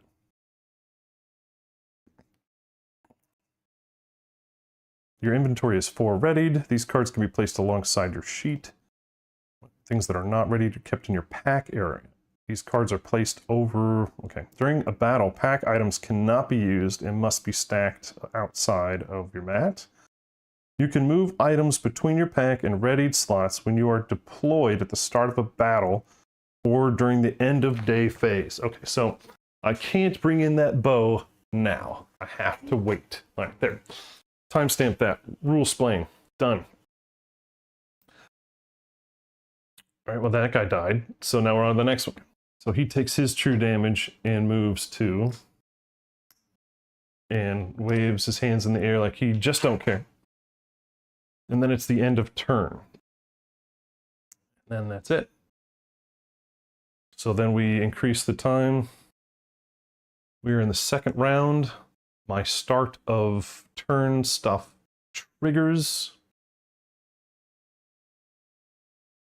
I don't think anything happens right now. I mean, like, as far as negative or bad, I don't have any tokens.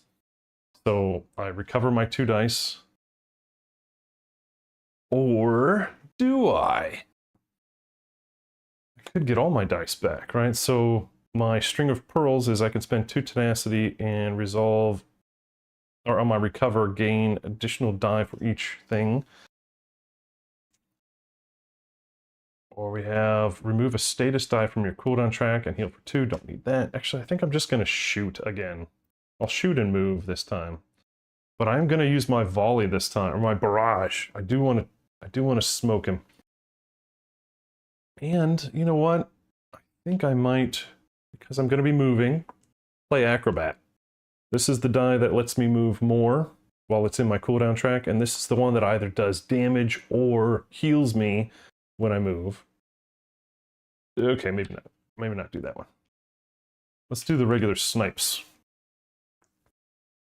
So we're going to be... Oh, this is the one that... This is the die that could drain and make these other 3 completely unavailable. Ah, crud. Okay, Barrage is going to have to go back on the bus. And we'll get these ones that don't hurt me. Alright, my target is going to be the level 5 guy. So, he's elusive. I think that's if I miss. If I miss. Where's that dodge? So many keywords. This unit prevents all damage, including true damage, dealt by units that were not adjacent to it at the start of the current turn. That's by units, not status die. So, this guy is going to prevent all damage by units that were not adjacent. That is the archer's worst nightmare. Okay, so I'm not going to be able to do any damage to that stinking mud crab guy. Let's get that off the board.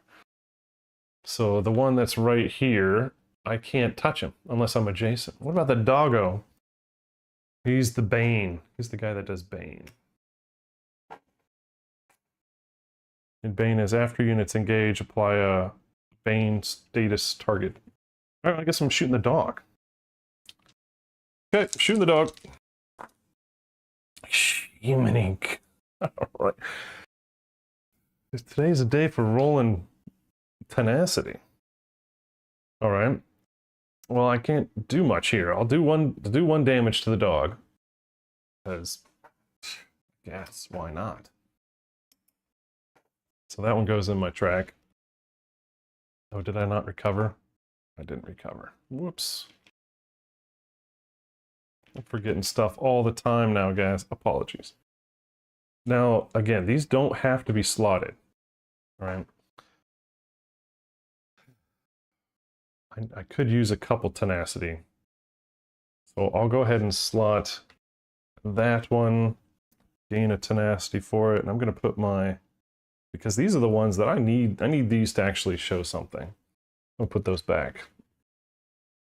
And then I'm going to move my standard 4 here. 1, 2, 3, 4. Right, that way I'm only attacked by the crab.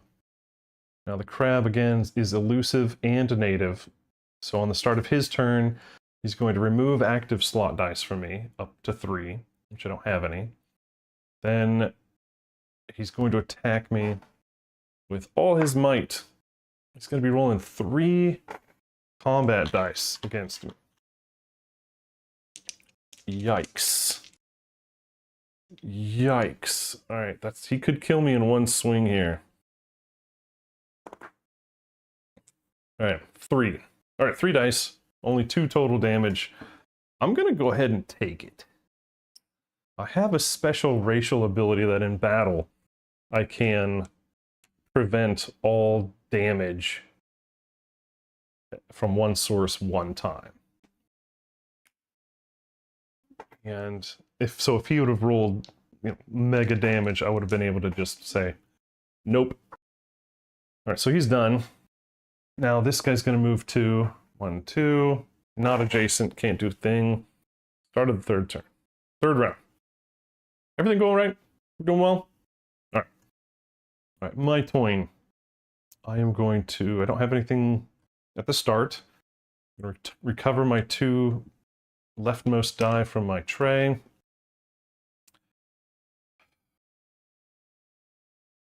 Could run away. I think I'm going to... Well, I'm going to have to hit him and then run away, aren't I? because that crab takes only adjacent damage.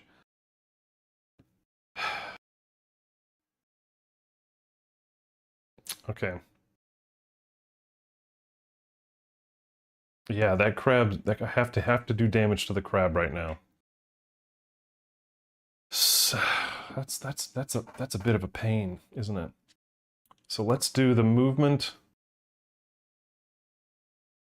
and let's do regular combat die, and see what I get against the crab.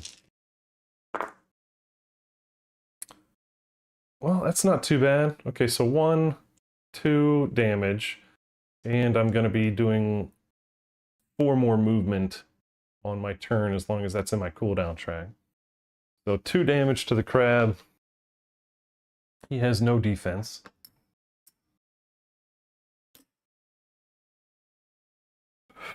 I want to keep this one, so I'm putting that back in my tray. And then I'm going to go ahead and slot this. So as long as that's in my tray, I'm going to get 4 extra movement on my turn. At the start of my turn. So it does not add right now, but it will add next turn. And the turn after. So I will get 2 turns of Ultra Runaway. And I get 4 movements. So let's run through that treasure cache. Remember, treasure caches do not like stop movement. But if I wanted to attack somebody, that would stop my movement. All right, legendary. Do we remember how this works? I get 4 attempts to roll a 6, 2, and 2.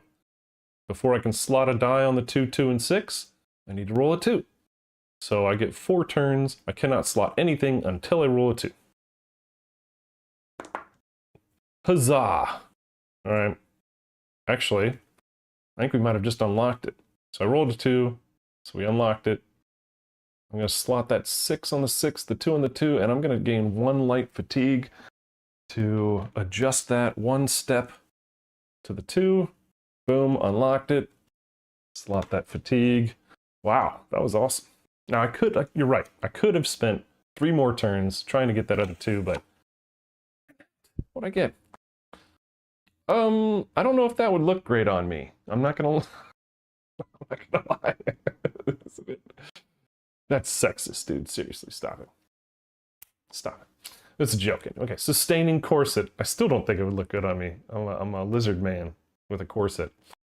All right, it is an accessory for 5 tenacity, as long as, let's see, when you would expend a potion or discard a consumable, you may choose to discard another item from your pack instead. Okay. That actually is not bad if I had... So wait. When you would expend a potion... So I could put this and the potion in my readied slot for the next battle, and then discard something else entirely. So I could get a double use out of the potion. That's pretty cool. Especially some of those consumables are mega healing overpowered. That's pretty neat. However, I'm not really interested in this one, because I'm not really playing with my potions or consumables, am I? And I was attacked, and I forgot to ready or get my free dice back on that attack. So I just 5 XP'd again. What's the tally mark? Where are we 5 XP wise? I think we're at 3. So if you were on the poll and you were saying 5 or less on 5 XP marks, you're getting scared now, because I'm getting close. So this is going probably just in the discard, right? Yeah, we'll just put it there for now. All right, so then I can continue moving. That was 1, 2, 3, 4. That way they can't get me and I can get some free shots on them. All right, bad guy turn. Same thing. Moving 2 towards me. Can't catch me, so I'm just too fast. And then start of the next turn. Round 4.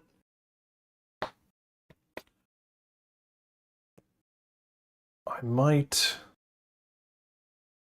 trigger a couple things from tenacity on this one. So start of my turn, I get my recovery.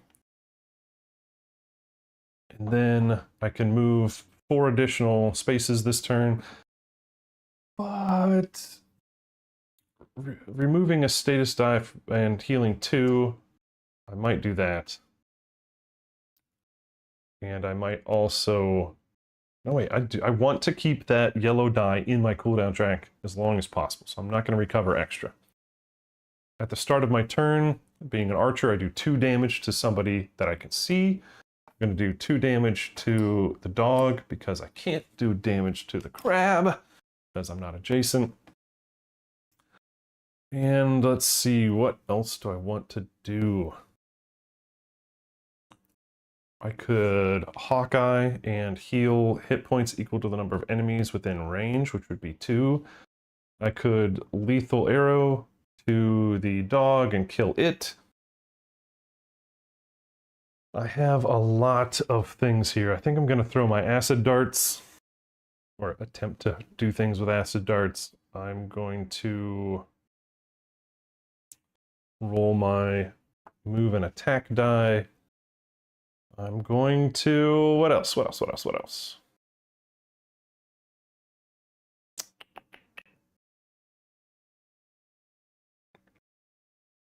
Honestly, I don't think I really could do much else. I'll roll another one of my snipe die, just in case the dog wants to live. Alright, so the dog's my target. I think I might move first, though. Let's move first and try out my luck on this one. 3 attempts, I need a 4, 4, and 1. Don't really like any of that, but I don't have to unlock it like the last one, right? I could take 3 fatigue, 3 light fatigue on this, just to move this to a 4, move that to a 1, and that to a 4. But I think I'm going to reroll. Full on reroll.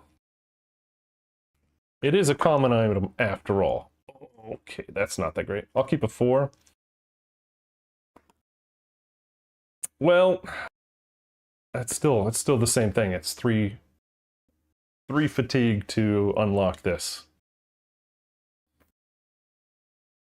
3 light fatigue.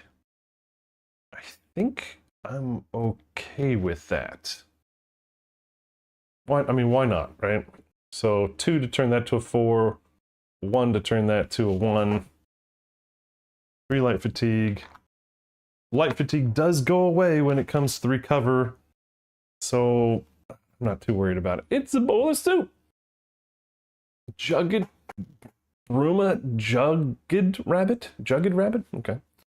Discard this item, then adventurers may heal for a collective total of hit points equal to the amount of light fatigue in your cooldown track. So basically, I'm a chef, and I could heal my team up to 4 total hit points, since I have 4 light fatigue in my track, if you guys can see that, right? I don't know if that was worth... I don't know if that was worth getting.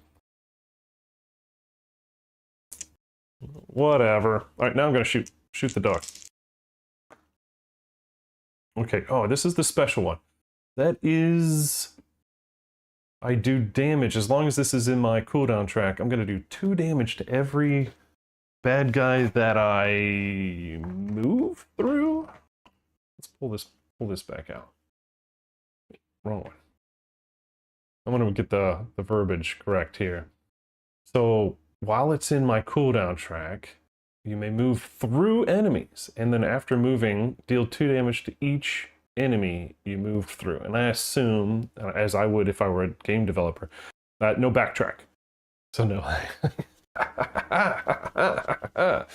None of that. None of that cheating crap. All right, so while this is, but I'm not going to resolve that first. I'm going to resolve this one and this one. So, or am I?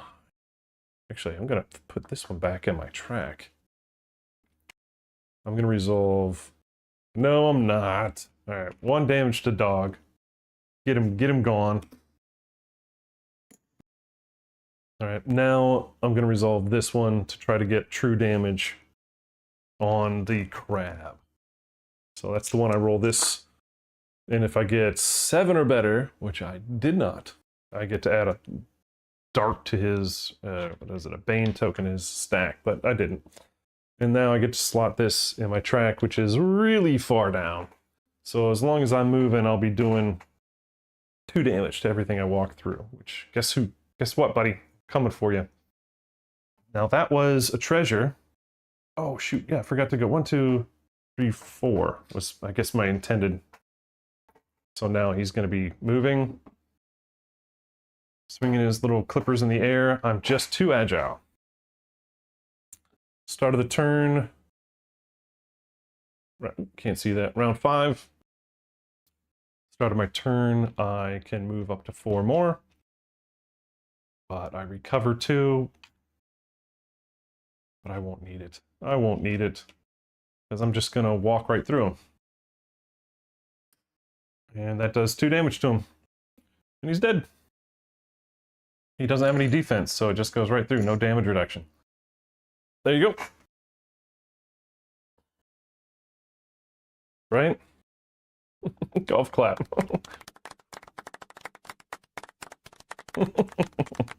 Alright, that was it. Did I do it correctly? I don't know. Maybe I did. Hopefully I did. That's how we do it. Now we do the after battle stuff. We clean it up. These are all level 1s. Take it back in the bag. So I lost 2 hit points in that battle. That first hit. That's not too bad. Alright, so the total was 2 XP. Boom, boom, puts me up to 3. There was nothing afterwards, was it? Nothing. Alright, so that battle goes in the discard. Now let's go for my cheat sheet so I don't forget anything. I'm really good at that. Battle cleanup. Exhaust active die. Don't have any of those. Clean the map. Shuffle the delve deck. Didn't use a delve deck. Now we're on the reward phase. Gain rewards. Gain the XP. We were not on a... We were on a regular battle map, so no tenacity from unstable.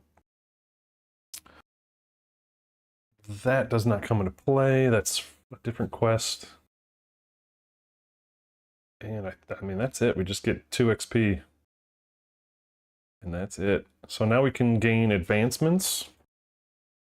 What did I say I was going to do? I've got... All right, at the end of battle, all skill die. Go back. What was I going to do? Was I going to increase my combat die? My recovery? Recovery would be 3. I feel like that'd be pretty nice. I do have 2 dice that do not want to come back. We do not want them recovered. So the longer that they're out there, the better it is for me. So having a higher recovery would not be the best of plans. Let's see, what else?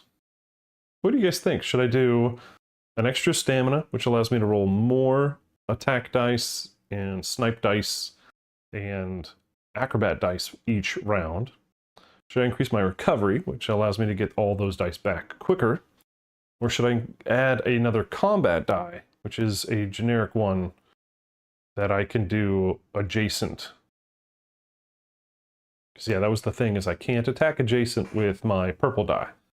I'm kind of thinking I need another white die. But no, I'll throw it out there. What do you guys think?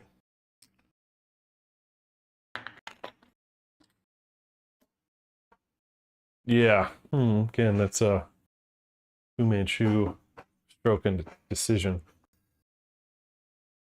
But I'll let you, the people of the internet, tell me what I should do with there.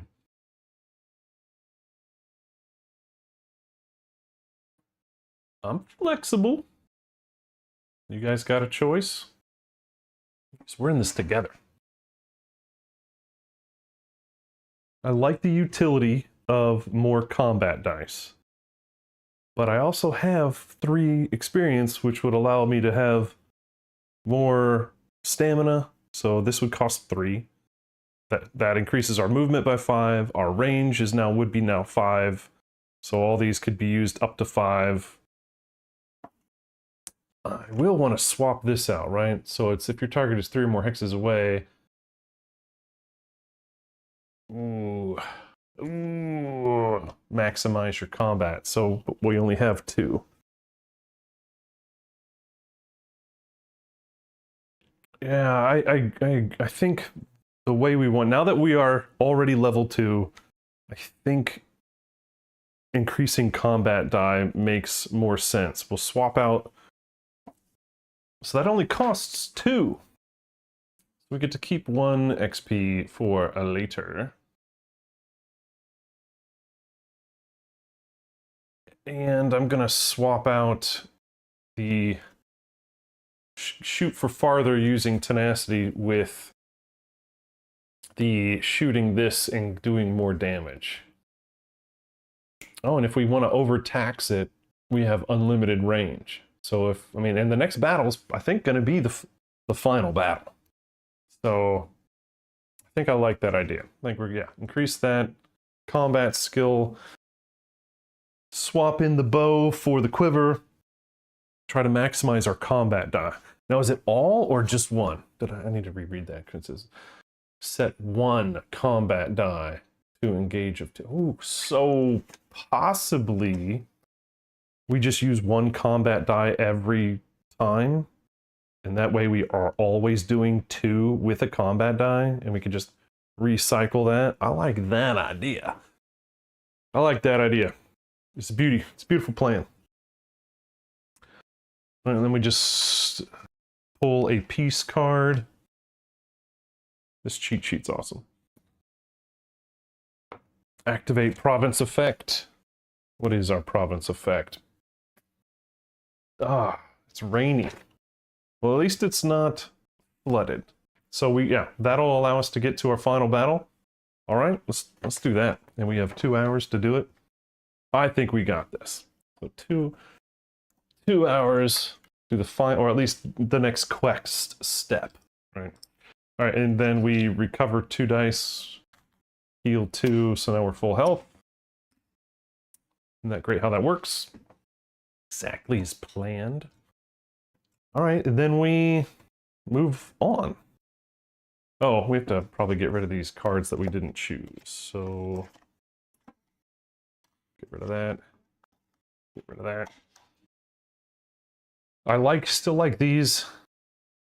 Having 2 legendaries that heal and give me recovery, and a bow that does extra damage, and a helmet that gives me recovery. I still think that's the best way to go. All right, so we got 2 experience for that, I think, or 1. Rumdilliumptious, what did we get? We did get 2, so we're up to 14 experience, and we're on day 12. And we can move 2, so boom. So there you go. I mean, it was telling us to get there on day 12. We got there on day 12. At least I hope it meant day 12 and not at least day 12. We're gonna find out. We were on Curators of Chaos.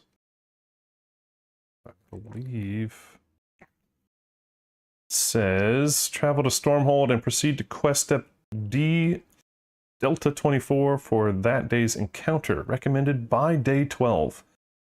Initiates a delve in the end of the quest. Oh, we could potentially get this whole thing done, I guess. Page 37, D24. Now, I have not done a delve yet, so that is one where you start on the starting space, and then if you ever played like the D&D board game, like the Adventure series, where you have a 4x4 tile, then you get to the edge, and then it reveals the next edge, or the next tile, and you just keep going, adding pieces to wherever you explored from. That's kind of the way this is. And we're going to figure it out. So I think this is probably going to be one of the more confusing bits. All right. Lisez la note, s'il vous plaît. Curators of Chaos, Undaunted, D24. Armed with your map fragments and newfound knowledge, you enter the cave below Stormhold with confidence in your direction and awareness of your enemy's presence. You even manage to sneak up and eavesdrop on a few of them as they argue over where to go next. These better be worth it, an Imperial grouses as his companions, a diminutive orc, considers a branching pathway. What does she even want with these crystals anyway? I don't really understand it, the orc replies. It's something about the crystal's ability to hold corruption. She thinks they might be useful in... What did she say? Siphon off the worst effects of sundering the world from oblivion until... I can't remember. I just do what I'm told. The two finally pick a route and wander off. Suddenly, finding this codex seems a little more significant than just picking up a decent bounty. Objective. Initiate the following delve using the end of the session difficulty EP. Okay. Figure out what the heck that is. It's probably in a rule book somewhere. So end of session difficulty.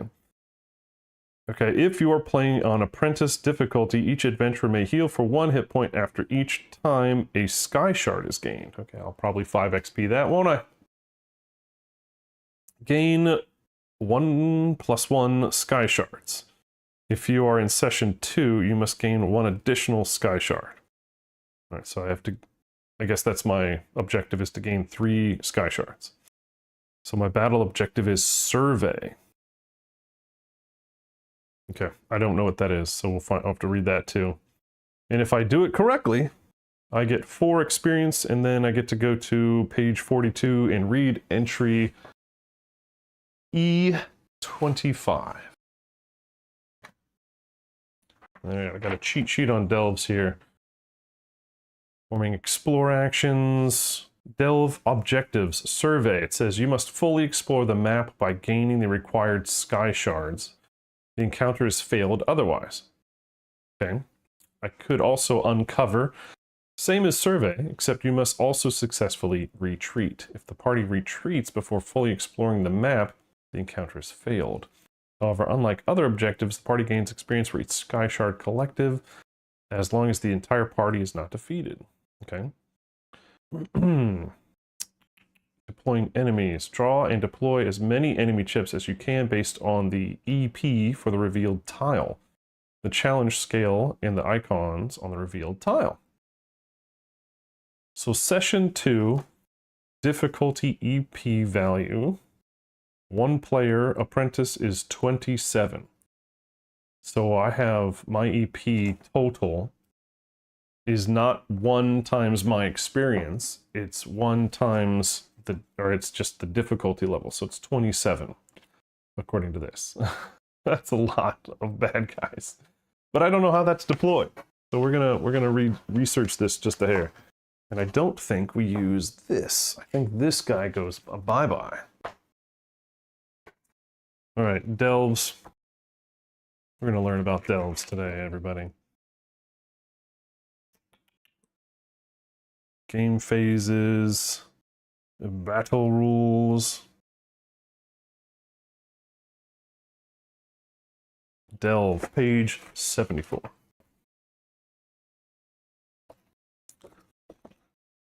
Yeah, Delve is very similar to that whole adventure game, where you're just getting to the edge of a tile, seeing what the heck's out there. Delve battles represent adventurers navigating an uncharted labyrinth. And a delve map is composed of multiple tiles marked with icons. These icons interact with the delve cards and are used as reference points. When additional tiles are revealed, and so the adventurers move through the delve, exploring new rooms, unlocking caches, gaining Sky Shards, which are pieces of crystallized magicka that are used to track your progress. So the enemy pool is calculated following, unlike other battle modes, it is not calculated once at the beginning of the battle. For each individual tile, as that tile is explored. Oh boy. Each delve card has a challenge scale, which shows the maximum number of enemies that can be drawn for a tile. Oh boy. Set up the battle map. Separate the delve tiles by shape into separate stacks. Some provinces use additional setups for delves. Place cache chips. No chips are placed. They are placed as additional tiles are explored. Okay. Oh dear Lord. There's a lot of rules here. Now, are we using a delve card?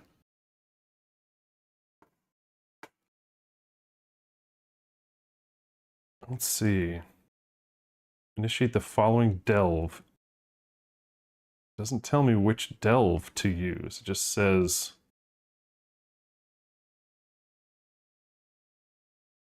and use end of session difficulty EP. I bet that's the beginning. Or not. Oh no, are we hitting a wall of here? Like, I have no idea how this is figured out. Bet it's in the rulebook here. End of session difficulty chart. I feel like I saw that somewhere.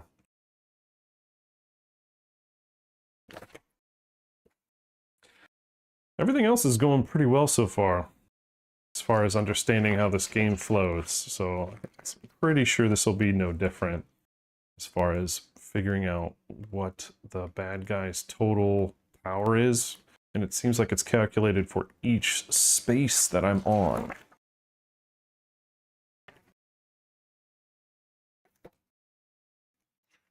So it's not a total value, it is a per revealed tile amount.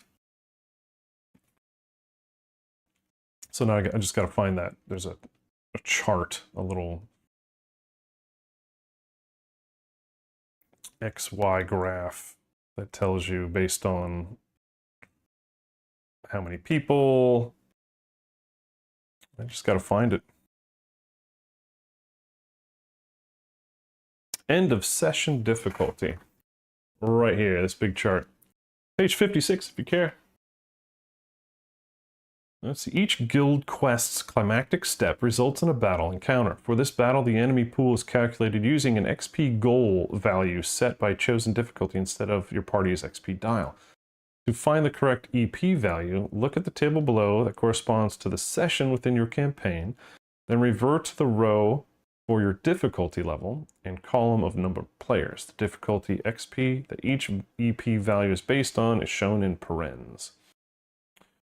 So, oh good God. Oh dear. So, I think we might have done this a bit wrong. So I'll explain this here in a moment. It says, the example is Ryan and Shannon trigger the last quest encounter of their second session, which results in a clash battle. In calculating the enemy pool for setup, though their XP dial is set to 25, their EP value is not 50, which is 25 times the players. Instead, they need to find the end session EP. So they look at the table, finding they're playing on Adept with 2 players. The end session difficulty is 58. So this was calculated by multiplying the paren number by 2 adventures. So right now, the expected XP value for 1 player on Apprentice Session 2 is 27 experience. I have half of that. Oh dear. Nope. So I'm not sure how you would do session. What's sessions? How do you determine what a session is? Technically, this is my second play session, but I certainly haven't played enough to accumulate 27 experience. So I feel like I should be on session 1, which the expected is 13, and I have 14. Right? I must have missed something here, because maybe I was supposed to go around and play a little bit more, doing more delves and stuff, instead of rushing up. I don't think I did. I feel like I'm about to get punished severely if I go by session 2, 27. So I'm not sure. It's either going to be incredibly easy or I'm going to get just pounded. Right? Sessions. Does anybody know how long a session or the expected amount of things you do in a session is supposed to be? Because I'm either supposed to be at 27 or 13.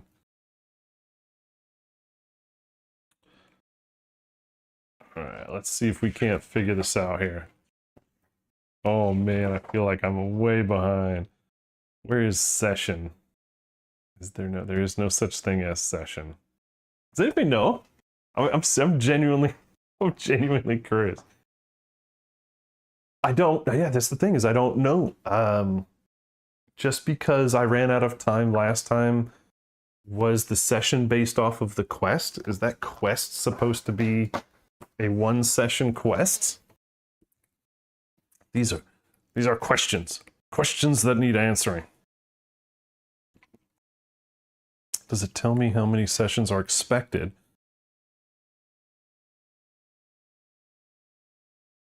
Session snapshot. Traverse the map to participate in a long delve, which can be shortened by making stops in other cities.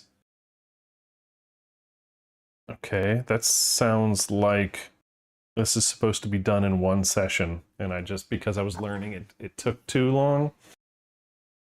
All right, see this. Okay, I'm just going to read this. This quest over here is complexity 3. Ours was 1. Maybe that's the amount of sessions that it's supposed to take. So this one was a complexity 3 session snapshot. Fight your way out of a delve, protect children, and finish with a climactic clash. Yeah, I'm not entirely sure. I feel like sessions is completely arbitrary. Like it's not based on your actual play.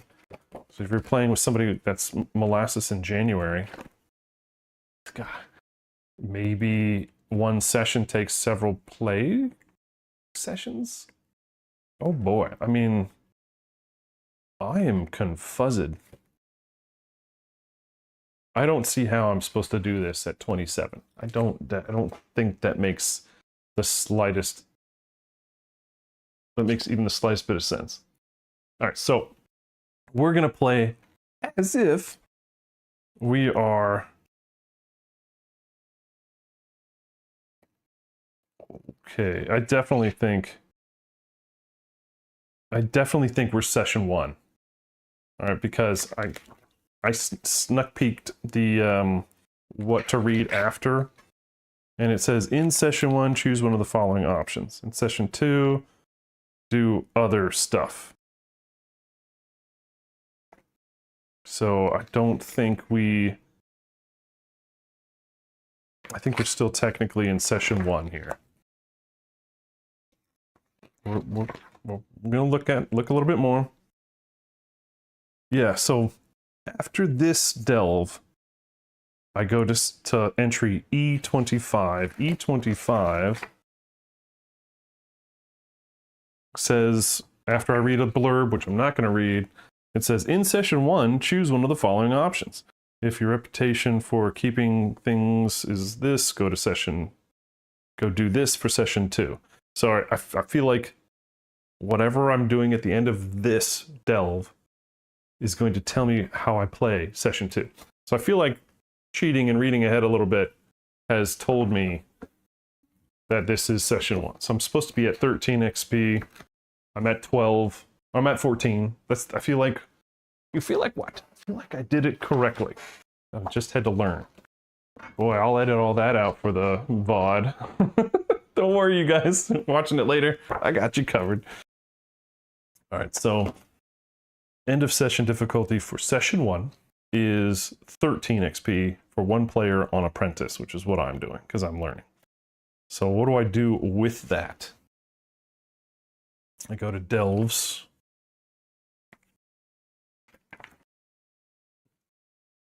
Where's the delve again? 70? Nerp. Delve, here we go. 74. Delve setup. Set up the battle map. Separate the tiles by shape. Already done that. The entrance tile is where it needs to be. The players separate the delve tiles into stacks. Then they place an entrance tile on the edge of play with the little cave icon facing the middle of play, right? Little cave icon facing it in the middle. Got it.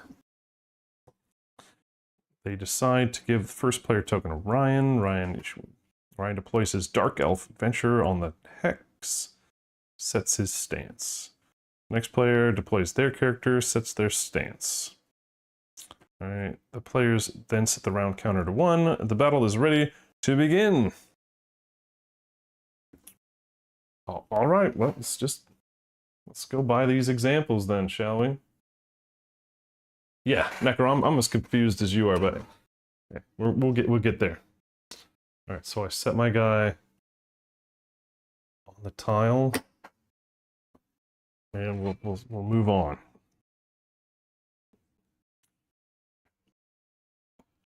Let's see. I didn't see any additional rules for delves. Delve features. At the start of the session, find delve card submerged chamber. Do not shuffle it into the delve deck, but make sure it is accessible. Another delve card may instruct you to shuffle this into the delve deck. So do I grab a delve card then?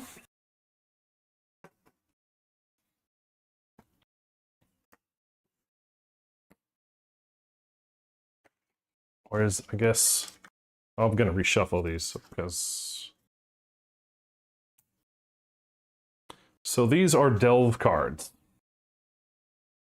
Each one, I guess you pull the next one and set up the fight as it is stated here. So, and these are sky shards. So we need to be collecting, or we need to be going to rooms that have these. So I guess that's the difficulty or something. So I'm one player on adept, so I would get one thing. Boy, it doesn't exactly tell. All those symbols are the exact same. So now I need a delve card anatomy. Let's see, that is caches or challenge scale. The table shows the level of each enemy chip that can be drawn and deployed to the revealed tile based on the number of adventurers in the encounter. Using the challenge scale to deploy enemies is explained in detail under Deploy Enemies on page 78. So draw and deploy as many enemy chips as you can based on the EP for the revealed tile, which is, at this point, the end game. So I'm at 13, right? So it would be a level 10 and 3 level 1 chips on whatever. So, oh, I guess technically it's up to the EP. So this would be 1 level 5 and 1 level 1. So that's 1, 5, 10, and 20. So this is all, this part is not necessarily intuitive. At least that's the way I understand it. Each enemy chip is drawn from the left to right along the appropriate row. Each enemy's level is subtracted from the EP, then that enemy is deployed to one of the tile's monster hexes. Oh, let's pull one of these and just kind of take a look at it here. Whoa! All right, so this is a delve tile. You get two entrance or exit tiles. There's only one monster tile, and there's a cache tile on it. So I guess you would only put one bad guy, the highest level it could be, I guess, on that tile. Let me see if I can't find an example of a real nasty tile. How about this one? Oh dear. This would be a real nasty tile then, wouldn't it? So this one would have 1, 2, 3, 4. Ah, yes, 4 bad guys. It would have 2 entrances, or 1 entrance, 1 exit, I guess. 1 cache, and would be really awful. So if, let's say we drew this vortex for us, we would only be putting... Oh, no, that's okay. So, okay. So this is the number of bad guy icons on the tile, which we have 4. So we would be placing 2 level 1s. Is that what I'm seeing? And then if we had 4 players, we'd put a level 10, a level 5, a level 5, a level 5. Is that what I'm reading here? That's the way I'm seeing. So on this tile, if it were the Dripping Cavern, it would be, for me, it'd be 2 level 5s and a level 1. Assuming I could place that based on my end game, which would be 13. So I could place that. Oh boy. Assuming I just got that right. It could have not gotten that right. I think that's starting to seem a little bit more intuitive now, right?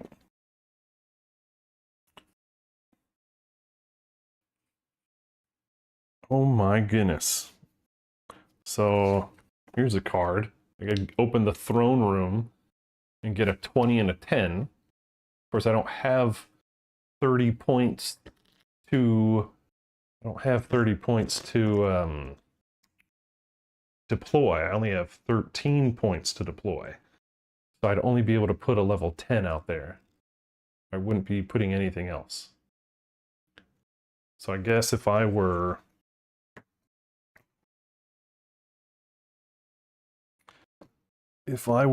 on session 2 by myself, playing on expert, I would have 30 points, and I'd be able to deploy all 30 of that to that room.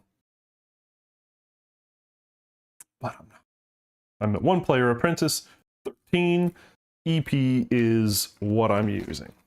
That's the way I understand this. I'm probably going to get a million comments because I'm doing it wrong, but I am a noob. I've never done this before. Is I pull a card. It has a sky shard or it doesn't have a sky shard icon. I need to find 3 sky shards in order to be successful based on the mission. I find the size and shape tile randomly, and based on the symbols on the delve card and the pulled neoprene mat card, I deploy to it. So this is definitely a little bit more involved than the regular clash. I'm definitely saying that out loud right now. So we have, let's see, just for transparency, we've got these little stars, we've got these little triangles, we've got these little 2x3s, and we've got this giant one, which would be like the throne room. So we've got an assortment.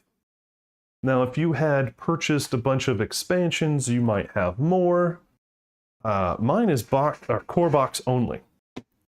Now, the game found, or whatever it's called, the pledge manager for the 2nd edition or whatever is opening, or it is open. So you could get more, depending on, if you like the game or not. I'm already seeing there is a ton of content in the main box, so I'm not sure if I'm going to be buying a whole bunch. But I have a delve cheat sheet, and now that I've kind of wrapped my head around it, let's see.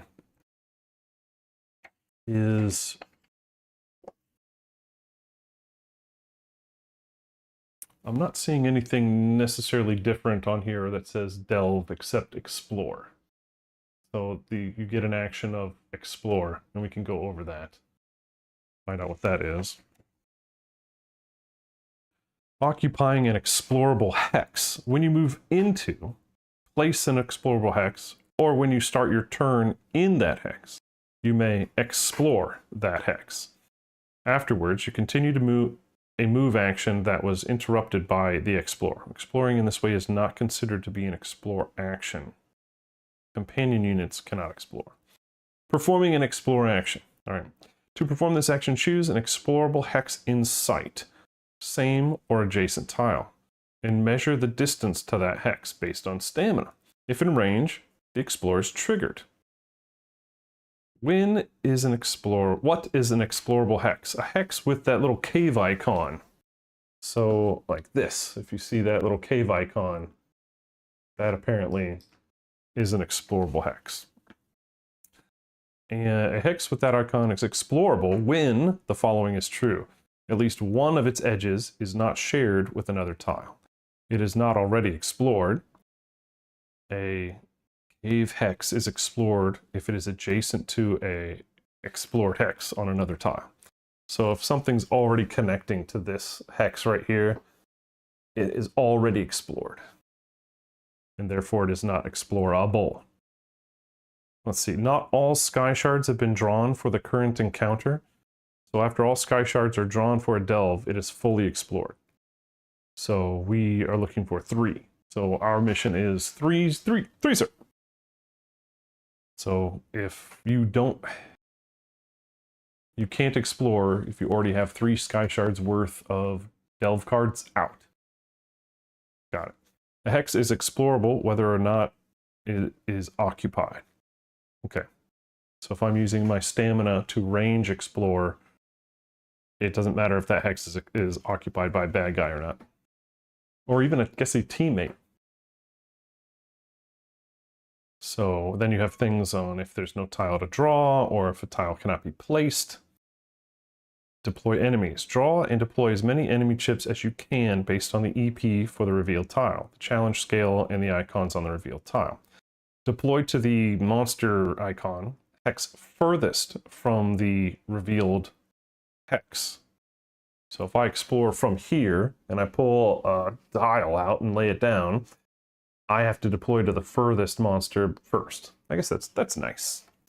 They're thoughtful in that mode there. Each space to the right of the adventurer's icon with the value is an enemy that must be drawn, if able, and that enemy's maximum level, if the printed level is greater than the remaining EP.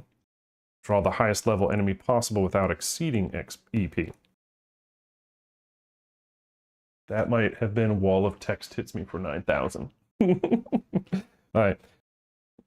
This is where, let's use this one that is not in the stack. Oh, well, why would I? There's no information there. All right, we're going to draw the bottom one. So, for crying out loud, I need one that has enemies on it. Here we go. Hey. All right. This is the little graph that I feel is maybe a little bit not intuitive. Based on the number of markers, the number of icons on the newly revealed tile, I, as an individual player, would draw a level 1 enemy. This is the way I think I'm reading this. I would draw a level 1 enemy and place it the furthest one away. Then I would draw another level 1 enemy and draw it the second furthest away. All right.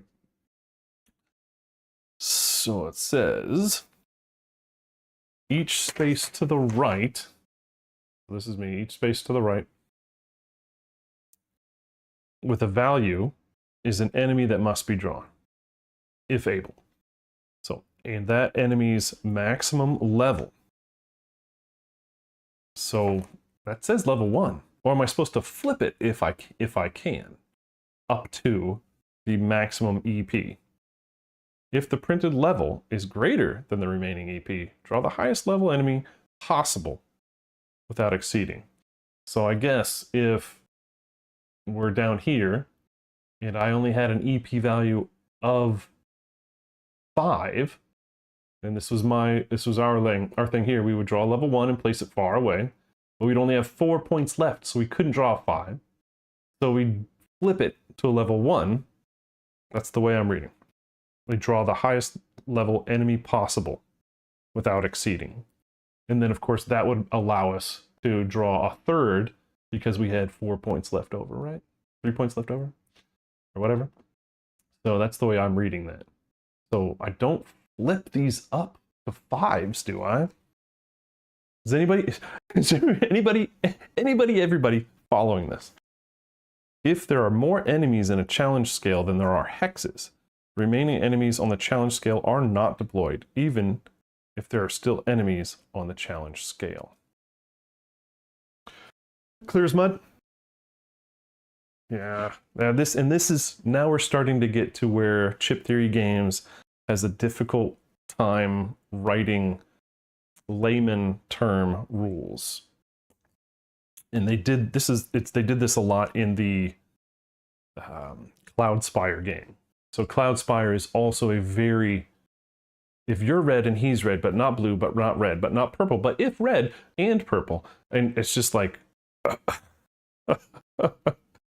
me human, slow down. All right. So we're going to read the official rule book, not the cheat sheet, deploying enemies. Draw and deploy as many enemy chips as you can based on the EP for the revealed tile. So all my revealed tiles are going to be based, since this is the end game, are going to be maxed at 13. All right. And let's see. Start deploying enemies to the hex furthest. Deploy each additional enemy to the next furthest. If 2 hexes are equal distant, choose one. Stop deploying enemies when the EP is entirely used. All enemies shown on the delve card are deployed, or no unoccupied hexes with the little monster symbol remain. When deploying enemies, use the challenge scale as follows. The left side of each row, an icon with the number of adventurers in the party, right? So we're already looking at number 1. Each space to the right of the adventurer icon with a numeric value is an enemy that must be drawn, if able, in the enemy's maximum level. If the printed level is greater, the highest level possible, use the highest level possible without exceeding EP. So I'm seeing a draw down, but maybe not a draw up. This is where I'm so confused, right? Each enemy chip is drawn from left to right along the appropriate row. Each enemy's level is subtracted from EP. The enemy is deployed to one of the tile's monster icon hexes. If there are more enemies, stop. If the EP is used up, no more enemies deployed, even if there are enemies still left on the challenge scale. Place the card. If the card has a sky shard icon environment effect or trap that applies to the tile, place the card face up next to the tile, otherwise discard it. So, here we are, Confusion Land. With my maximum EP of 13, do these turn into 5s? That's what I'm thinking. Right, so I get a level 1, but they get maximized. So they get flipped to their level 5 side. Am I going completely bonkers? Is that what that's meaning?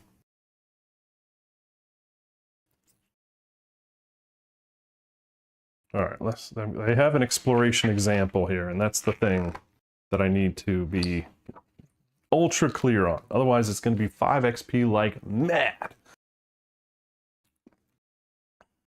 Okay, where is the challenge scale? The card's challenge scale shows a single level 1 enemy in its level in the 2 adventurer row. When 2 adventurers and 4 XP in its XP dial, the party calculates an EP of 8. The maximum level of the enemy that can be deployed is level 1 for the challenge scale. So the adventurers draw and deploy a level 1 Spriggan to that hex that has both. Okay. Despite the EP not being entirely used, no more enemies are deployed. I'm calling that definitive.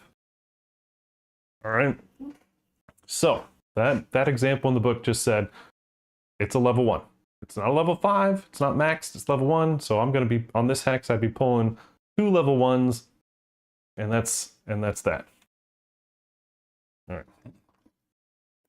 Man, I'm going to need a push-up break and some jumping jacks and maybe some like caffeine or something after that one. Oh man, I hate rule splaining. Just get on with it. But then I just got rule corridor blocked here. I couldn't move past it without getting that rule right. That stinks. All right, let's shake that one off. Man, we're right as rain now, I think.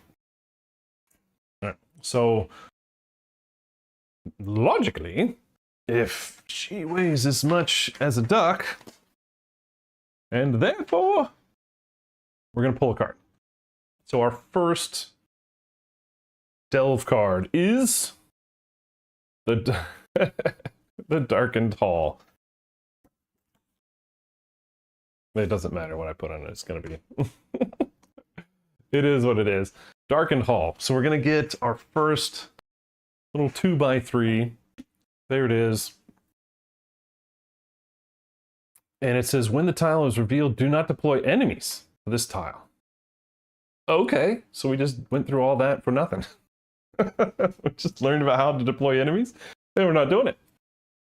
So what's it say here, since it's all stinking green screened? It says, dim lighting. The first time an adventurer moves onto this tile, then deploy enemies to this tile per the card's challenge scale. Adventurers occupying this tile cannot target enemies not occupying this tile.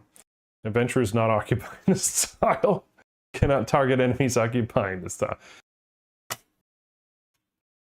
This now I feel like they just had the interns do this. Hey, interns, do the delve. All right, so we have to deploy the thing first. So we have an entrance tile here, and it has to connect to this double thing somewhere. So we could do it like this, or we could do it like this, or any way where the tile would connect. So, and this is kind of where we start making it our own. So I'm going to do it this way. All right. So I won't be putting enemies on here, which would be this one, until I get on the tile. All right.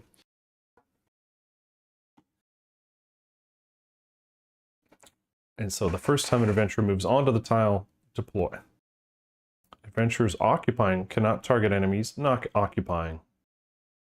And adventurers not occupying. So basically, it doesn't say enemies. It says adventurers cannot target bad guys on opposite sides of these tiles. So if I'm on here, I can't attack here. If I'm on here, I can't attack there. But that's pretty much it. And it will be a level 5 baddie. All right, so that's that tile, the Darkened Hall. You just place it. There's no sky shard on this one, so we're going to have to reveal until we get to three sky shards. All right. Since I can't shoot, which is kind of like my whole thing. Oh, and then I do caches, I believe. So there's one. And I think that's it. So I kind of want to move first. Stay distant so I can, whatever is revealed there, I can shoot them when they do get revealed. And I think I placed this here. I think I have a turn thing here. So I got to get through this thing I have to be quick. I can't just loiter. All right, so pull a card, any card. This is a level 5. Here we go. A high elf marauder. Oh, so they're going to be ranged, and they divert and dodge. So 5 health. 1, 2, 3, 4, 5 health. He's going to be rolling 1 attack, 0 damage reduction. He's got a range of 4. Now dodge is the one where if I roll and use anything that doesn't do damage to him, he's going to like cancel a hit. Right. Wall of words. I'm serious. Wall of skill words. Very Kingdom Deathy. Dip, dive, dodge, and dodge. So when this unit is engaged by an opposing unit, prevent damage dealt to this unit equal to the number of rolled skill dice that do not deal damage. That's even if I assume that's even if I choose to apply them or not. Oh, I recover at the start of my turn. I recover. All right, so now I've moved. I'm gonna shoot at that thing. 5 health, no damage reduction. I think I want to choose to volley. right? I'm gonna do that volley thing, or the barrage. So I'm only gonna choose to roll 1 out of the 4 dice that I can. And I'm gonna roll this until I basically get a broken arrow, right? Until the nuke comes over the... Right. So we're gonna keep rolling this and hope I just do 2 damage, 2 damage, 2 damage.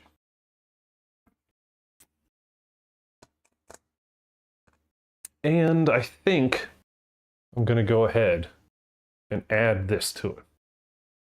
No, because that's okay. I was gonna say add that to it, but the bow is very, very specific if the target is 3 hexes away. So we're just gonna do this. We're just gonna keep going until I get the broken arrow.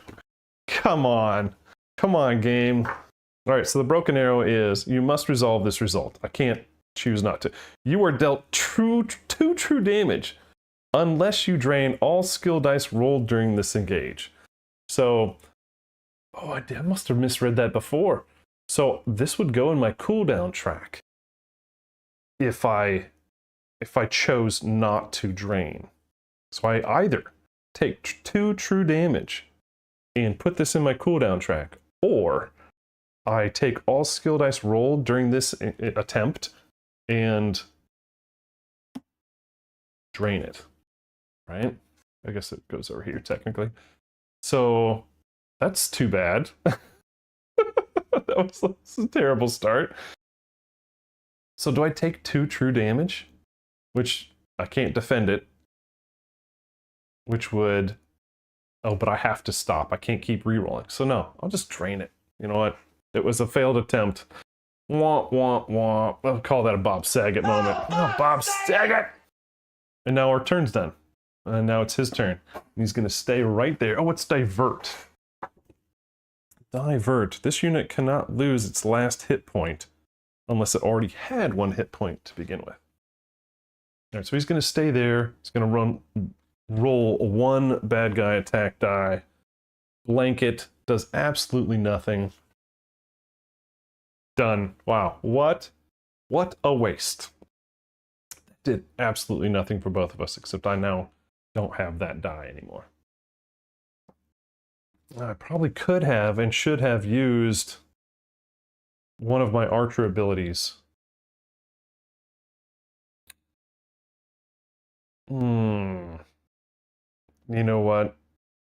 I think I'm going to recoil on this because I forgot all about the archer abilities. So that I am going to put this in my discard, take 2 true damage, right? And then I'm using my tenacity. I'm using 2 of it to heal up 2. No, wait, that's not how that works. I'm misreading everything. All right, never mind. No recoil, no revert. My turn. I'm shooting this dude. And I am going to try to just maximize this guy. 2 combat, 2 snipes, and we'll see what we get. 4 damage. Oh, I need 1 more. So 4 damage. 1, 2, 3, 4. And he blocks 1 because that one rolled naught. So he's actually only going to take 3 damage. Even if my bow ability has penetration, doesn't matter. Doesn't matter. He's going to take it. All right. Now, let's see. Do I keep this as tenacity? I think I will. I think I'm definitely going to be using tenacity in this place. So I'm going to go up to 5. All right, he's got 2. I think I'm going to do either lethal arrow right here. Oh, let's pull this up here.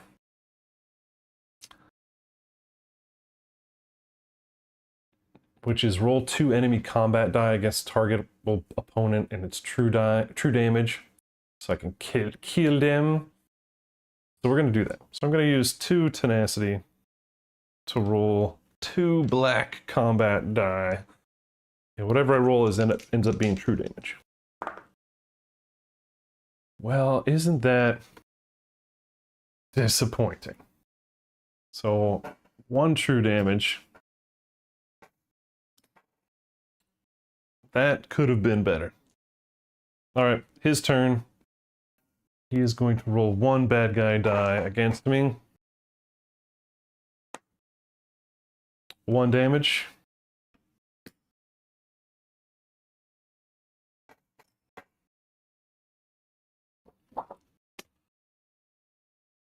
And so now I will be able to kill him because he has 1 at the start of his next turn. All right. And honestly, I'll probably just move up to the cash chip. So I can look at this one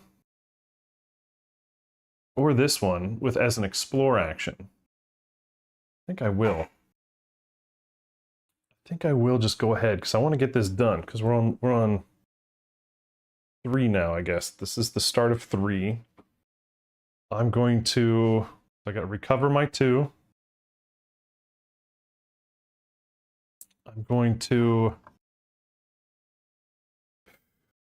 explore, I think this hex, because I can do it up to my stamina. Let's see what's up there. Again, it's not a sky shard, so we're gonna have to keep going on this. It is a trips tile. And are there monster? There is a monster one on it. Let's do this. Let's do that. And there's a monster. He's going to be a level 5. So when revealed, after deploying enemies, okay, after deploying enemies, it is a Reaver. So this is, ooh, he's got 2 attack, 1 damage reduction. He's melee only. He's got Rot and Rush. What are Rot and Rush? Keyword fun now. Rot and Rush. Rot. After this unit is defeated by an adventurer, that adventurer gains 1 over fatigue. Oh, what? Okay, Rush is if this unit cannot target an opposing unit after its movement, it moves a second time instead.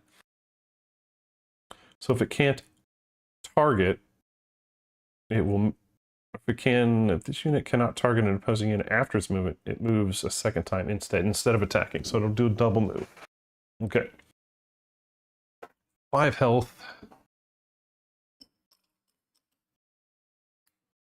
On the monster tile, which has a cache tile as well. And then is after deployed, place a cache in each unoccupied hex on this tile. Wait. Place a cache chip on each unoccupied hex? Okay, because it's a treasure cache. Forgotten tripwires, so you're playing, oh no, this looks like some kind of trap. So if I roll, it looks like it's just like a treasure tile, or treasure token. So I have to roll dice. I get 3 attempts. If I get a 3, 4, and 5, something. So if unsuccessful, discard all items in your ready slot and all caches on this tile. Ouch. I really don't want to do that. I think I might just be skipping that tile because that penalty is nasty. I've got these 4 great items and I do not want to, and I have not been doing this one. After an engage, I get a free recovery. 5 XP, damn you! It's what I do. It's what I do. It's what I do. I forget rules. I forget bits. If it's not highlighted bold, 20-point font, and in my face, I forget it. Okay. Again, I feel that most of the time that's when I'm playing solo and nobody's at the table with me to help me remember. That kind of stuff happens. It is what it is. All right. So I have not moved yet. I have not engaged yet. I cannot attack the rat until it comes into my tile because of the dim lighting in this tile. I do not want to go into that tile because of the traps. Unless I roll 3, 4, and 5 in 3 attempts. So I assume when I get onto that tile, is there a way to do traps or something? Is there a trap?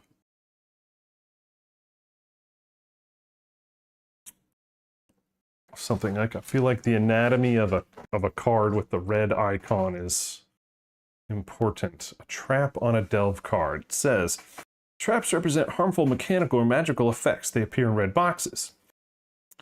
When a trap is triggered, how do I know? During their turn, an adventurer must trigger a trap when they enter a hex on a tile with the trap effect, either by moving into or being placed there. Okay. Enemies and companions do not trigger traps, but can be affected by them. Okay. When a trap is triggered, follow the steps. The one who triggered it must make the lockpick check against the difficulty code. Resolve the trap's effect. The trap's effect will specify whether it triggers when the lockpick is successful or unsuccessful. Once the trap's effect is resolved, the trap becomes inactive. Okay, whoo-hoo. If the trap has no remaining effects to resolve, discard the card. If the trap does not specify affected units, ability does only the adventurer who triggered it. Alright, so that is importante. So if I want to get on this, I have to... The first hex I get in, I have to do that treasure roll of 3, 4, 5. Right, fair enough. All right, clear. That one is crystal clear. Again, that rulebook part was just fine. All right, now what? I feel like I gotta attack that other guy, and maybe this guy is going to move either 2 or 4 based on if he can get to me or not. I have 2 stinking rooms here without any sky shards. I have to move on to an explore hex, which means I have to move on to this one, which means I need to kill him. All right. So let's roll some snipe die, and let's stinking get the movement die in my cooldown track. Everything else is pretty much unable to do or worthless. So let's roll these guys. Let's put this guy right here. Okay, now we're talking. Okay, so enough damage to kill him. Yay! And we don't get anything for it, right? And then I can now move 3 extra at the start of my turn, as long as that's in my cooldown track. All right. Now I can move, and I'm going to move on to that tile. And I believe, because that's not an explore action, it is occupying an explorable hex. Place an explorable hex, or when you start your turn there, you may explore that hex. Afterwards, you continue to move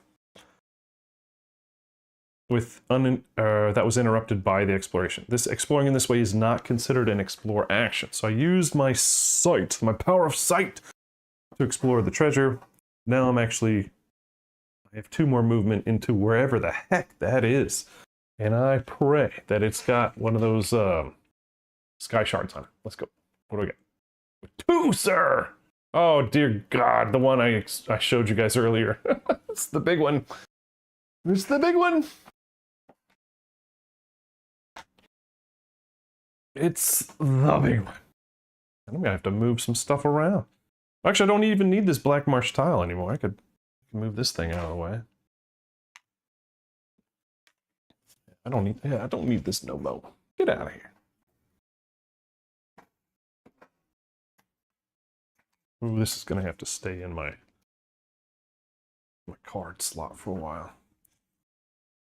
Let's see, I can move this. Actually, I'll tell you what. I'll move this guy over here.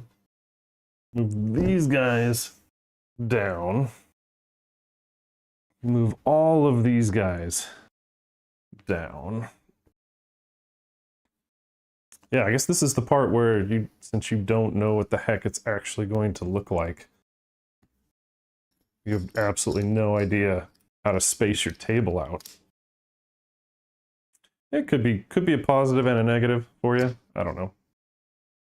This thing has one explorer here, another explorer here, and another explorer here. I don't think it matters.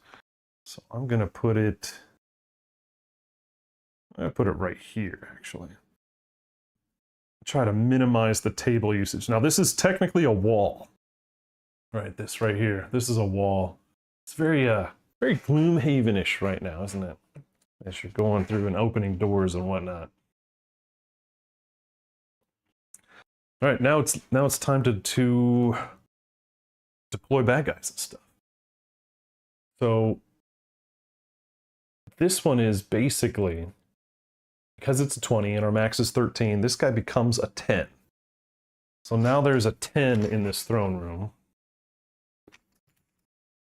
Oh man, I hope it's something I can deal with as a ranger.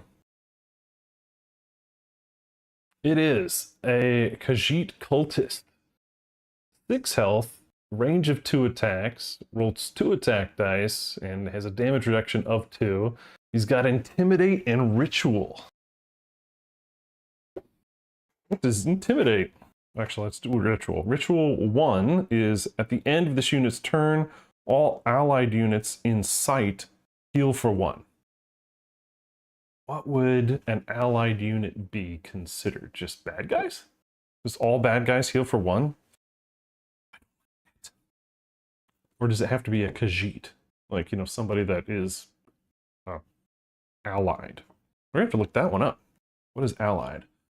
All right, Intimidate is this, after this unit's engage, apply a fear status die to this target.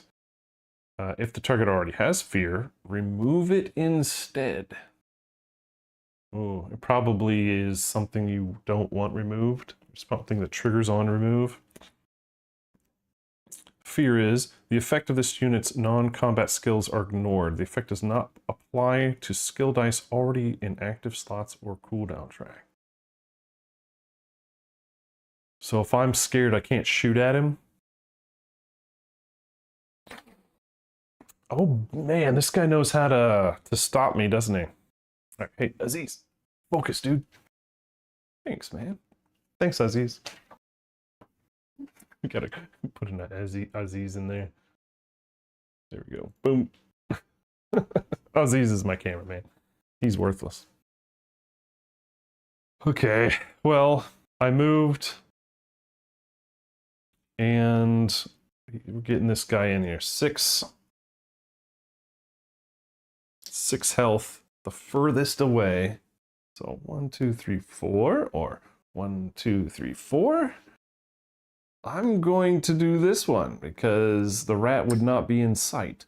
I think that's genius. Look at sometimes my genius scares me. Clarkson. All right.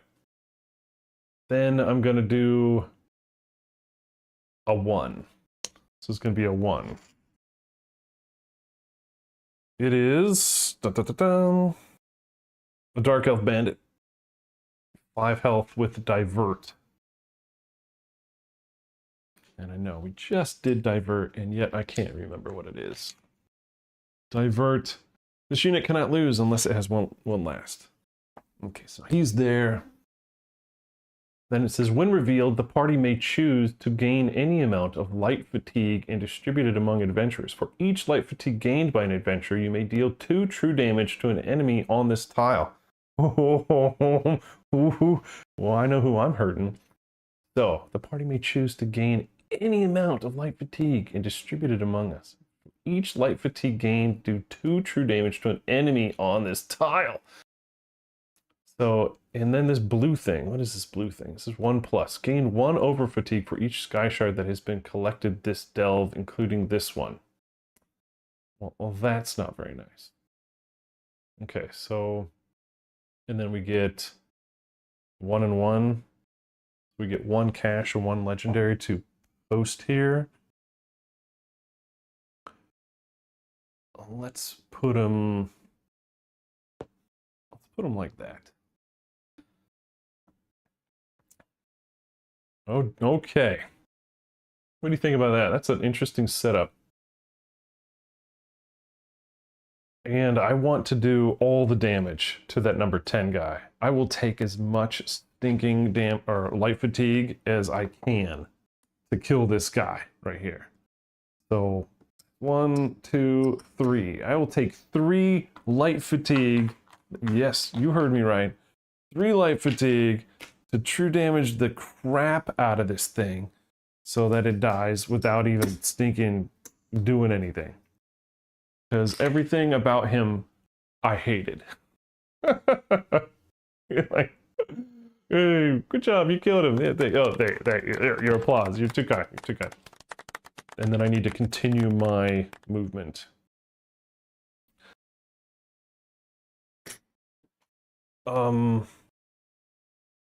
Yeah, I just walked onto that hex, but I think that hex is associated with this one. I don't think that one counts. I think this one and this one count. 1, 2. All right, there we go. Yeah, I think that's about all I can do right now on my turn. So now it's bad guy turn. So we do highest. So level 5 Skeever is going to move 2. It can't target, so it moves again and ends its turn. This guy has a range of 2, so he moves here and now target me, and he's going to roll 2 attack die. Go big or go home. All right, so 2 damage to me. I do not like it. I'm now 3 down. Ouch. I'm now 3 down, and I do not like that. What say you? Well, I think I'm going to have to use... Is it when non-quest enemy is deployed, remove it? No, don't need that. How about heal 4 hit points equal to the number of enemies within your range? I think I'm going to have to use that one. All right, start of my turn.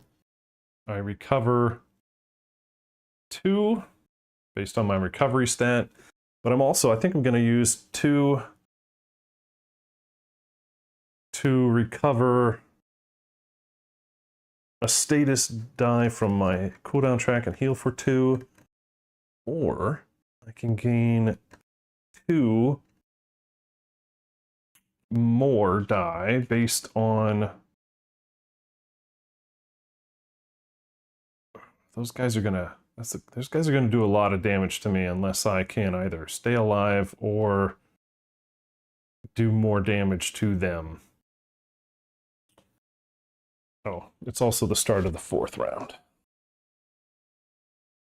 What do you think?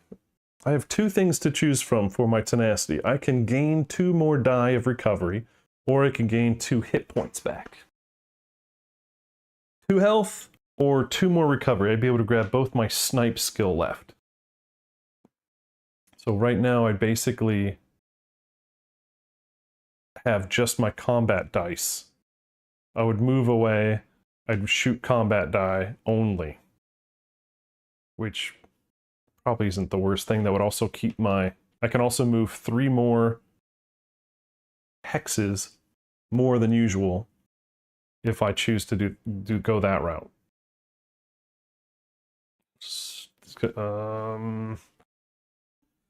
How long can I stand if I don't have... Oh, wait! I forgot my barkskin helmet. When this guy attacked me, I got a recover to die for free. So I am going to go ahead and use my 2 tenacity to heal 2. Alright. Now on my turn, I'm going to run away! And move through this cache chip. And what do we got? Oh, something I don't care about, but would be amazing. If I were melee, that would be one heck of a stinking item. Oh wait, I don't even know that's there. I'm supposed to roll first. You know what? I'm gonna have to put it back or pick something else because I want to not know what it is because I was thinking, I don't want to spend fatigue on that. I don't know what that is. Okay, one more turn to get that 2. All right, I'll spend 1 light fatigue to get that 2. So I don't know what it is. A glyph. Enchant the tile in play. All enemies that start their turn on this tile can only move 1 hex during their movement step. Discard this at the end of the battle. Well, yeah, I'll use that. I assume that's kind of how that works. Help me if I'm wrong with that one. So I'm enhancing that tile, and all enemies can only move 1.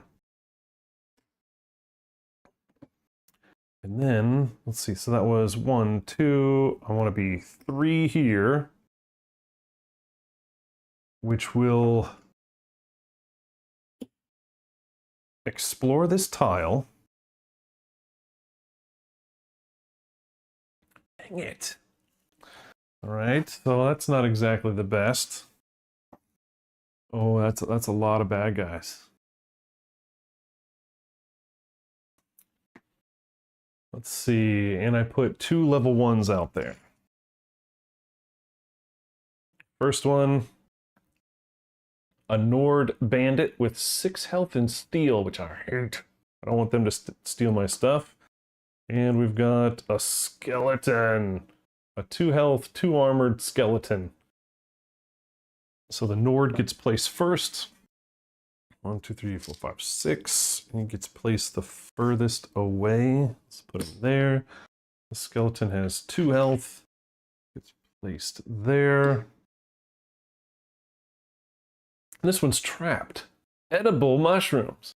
So if I move onto that hex, that I have to roll a lockpicking of 226 with 3 attempts, and if I'm unsuccessful, I drain my highest level available skill die, which would be a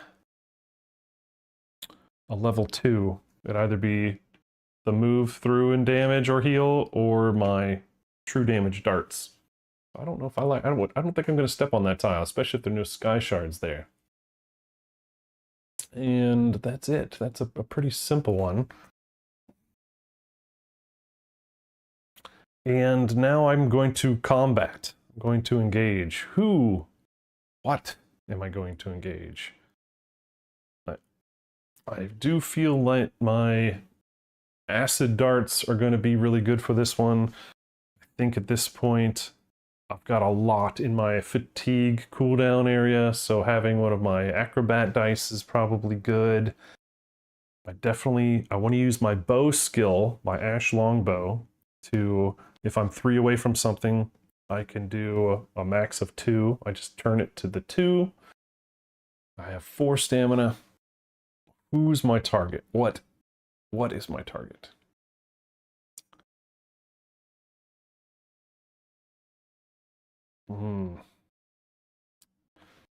Everything's 3 away at least, and within range. 1, 2, 3, 4. I have, oh man, a lot of bad guys to choose from. This one has Rot and Rush. This one has Divert. This one has Steal. This one has nothing. I kind of feel like this guy right here is the guy who's he's gonna steal my legendary stuff. That's bad. All right, this guy's gonna attack me and do the most damage. This guy's gonna chase me around, and this guy is just harder to kill. So right now this die is gonna let me target 3 if I roll properly.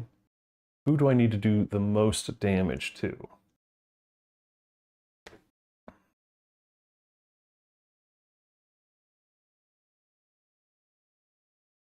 I get one more movement actually before I engage, and I'm going to go here. So that was 1, 2, 3, 4. Or no, here. There. Because everybody on this tile can only move 1. So these guys can't get to me, and these guys can't get to me.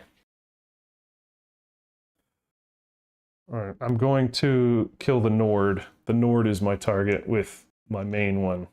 Alright, good luck to us all.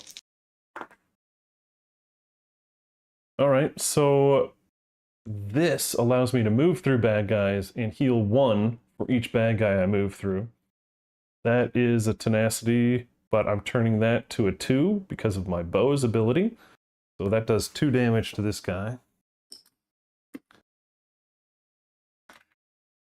That's gone. That does 1 more damage to him. He doesn't have any armor, so no bypassing required. This allows me to pick 3 targets. 3 targets. Oh, sorry, that's a both though. This is acid spray. Select up to 3 targetable enemies. Roll 2d6. If you get a 7, then they get baned. Let's start with the guys that have the highest defense, because this is true. So the skeleton does not. The skeever does not. Let's go back with the Nord. The Nord does. At least I got 1 of them. Right, so that one goes away. And now my health thing is as far in the back as possible. So that is a lot in my cooldown tray, guys. But that's going to make a difference. And you know what?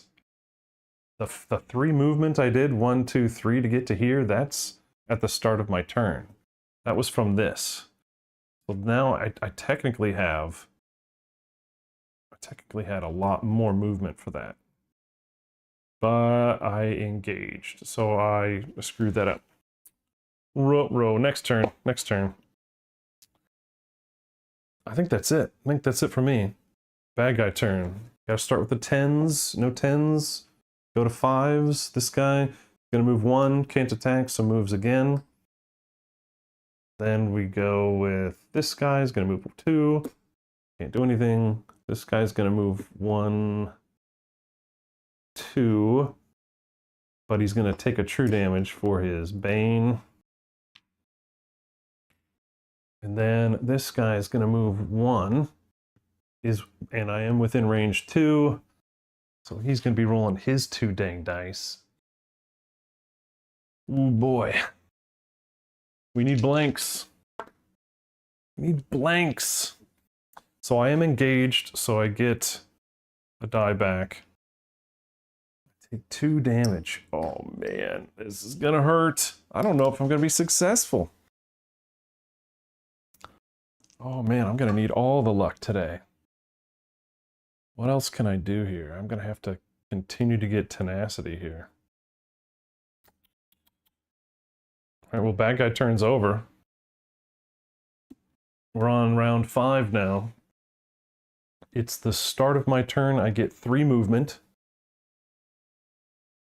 And I get 1 health for each bad guy I move through. What happens if I can't end my turn on a bad guy? So let's move. So I need to explore 1 more Sky Shard room.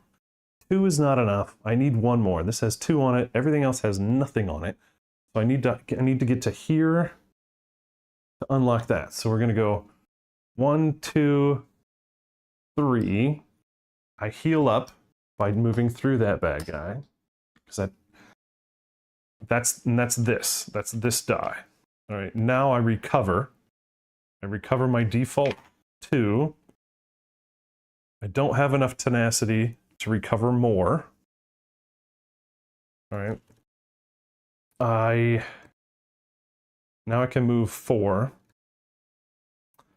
I'm tempted to just move through some bad guys again, so that I can heal up a bit more. Because this is not great.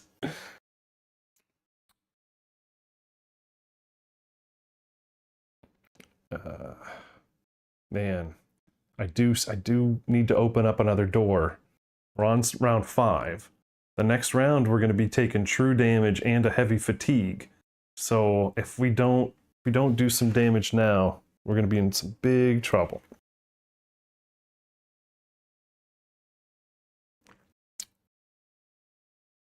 I can move 4.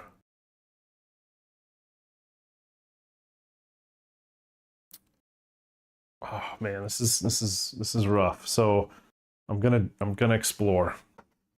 I'm gonna move. All right, good. So this one has a sky shard. So this is the last room we're gonna be pulling in, and I'm gonna have to figure out a way to get it on the camera.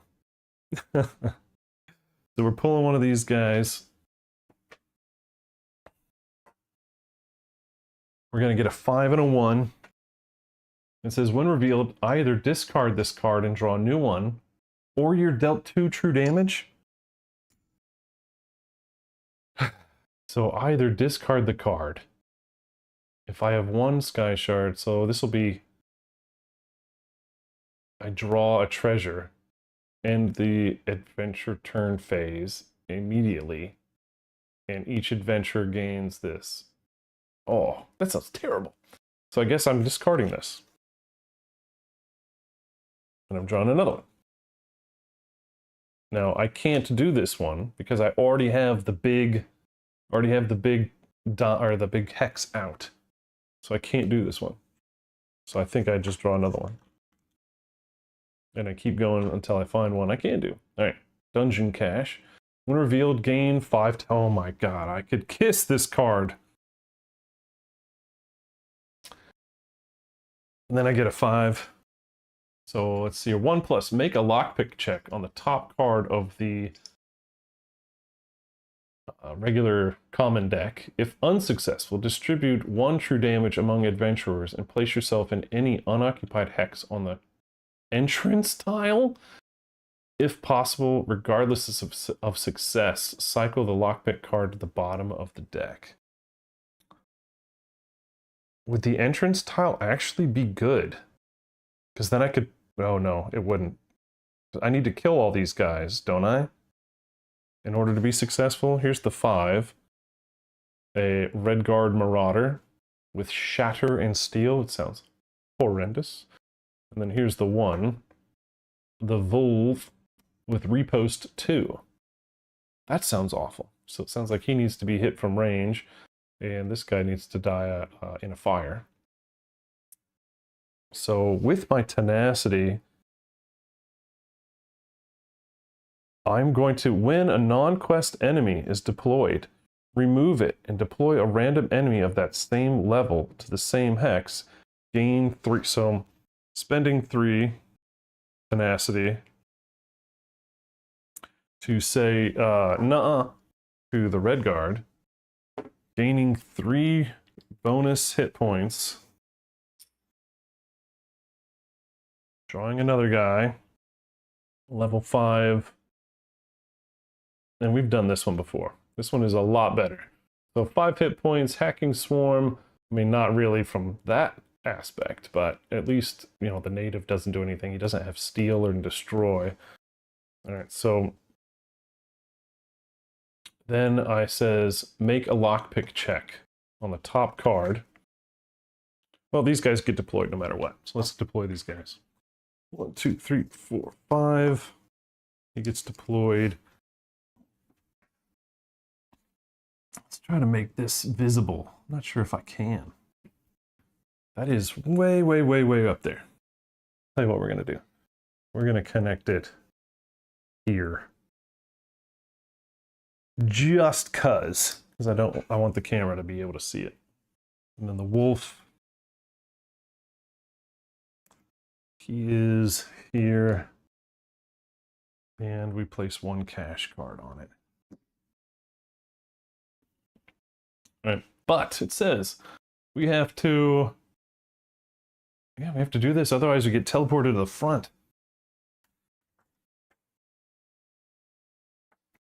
Let's see.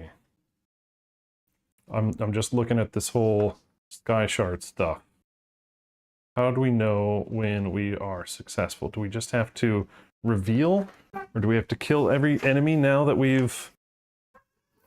Whoa. Whoa. Doggo is something outside. Does anybody know if we collect the sky shards on reveal?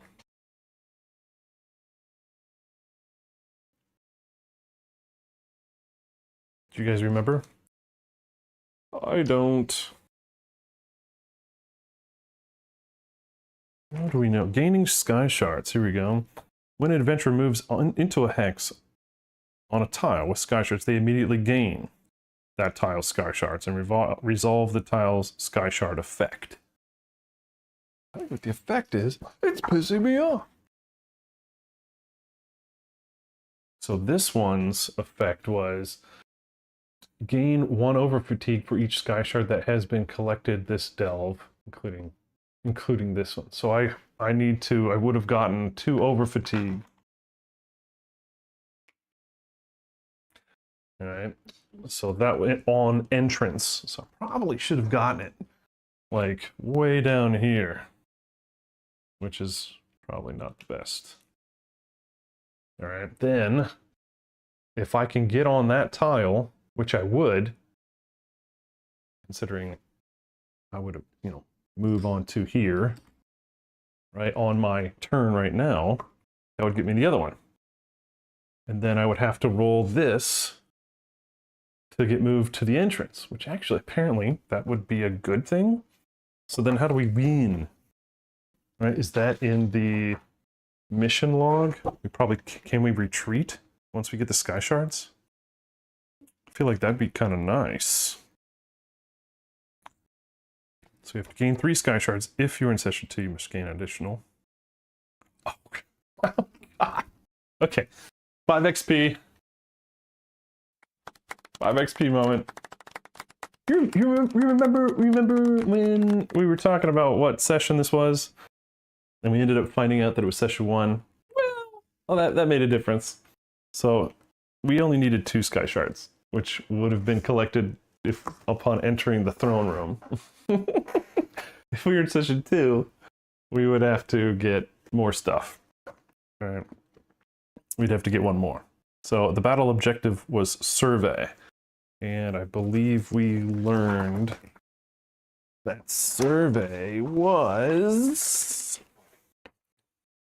You must fully explore the map by gaining the required scar shards. The encounter has failed otherwise. So yeah, we would have won. Classic. Yeah, thanks so much. Oh, you were so helpful, but you are not wrong. You're not wrong. That's a Bob Saget moment. So, like, I just wanted to play longer. Oh my gosh. All right, who had 6 or more? Who had 6 or more 5 XP moments? You win the prize. All right. So it doesn't say we have to like escape, does it? So uncover is the other one. Except you must also successfully retreat. If the party retreats before fully exploring the map, you fail. However, unlike other objectives, you gain XP for each. Okay. So survey, you must fully explore the map by gaining the required sky shards. The encounters failed otherwise. So I guess we've technically got them. And then we just escape. We just take an escape action. I don't know. I don't know. I feel like I'm just gonna do this lockpick. Try to get 2, 2, 4. There's a 4. I'll take 1 light fatigue because I feel like maybe filling this up as a mini game. 2 here, and I'll roll this one for 2. All right. All right, this is the last one. I hope it doesn't cost a lot. Oh, okay, we get 2 more.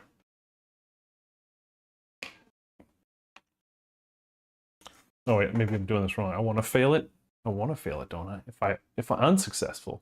No. If successful. No. It says if unsuccessful, distribute true damage. 1 true damage because there's only 1 player. If in any unoccupied space next to the entrance tile if possible, regardless of success. Cycle the lockpick card. Yeah. So I'm not taking that light that light fatigue. I'm just gonna be unsuccessful. Take 1 true damage, which can go to my, what's it called, the bonus hit points, and then I'm placed at the entrance. And then now I need to learn how to escape. Now that I'm at the entrance, can I just leave? How do you leave? What's it called? It's called escaping? Exhaust, engage. Or retreating. It was retreating was the keyword. Retreat. I don't see retreat. So we can consider this one successful. I mean,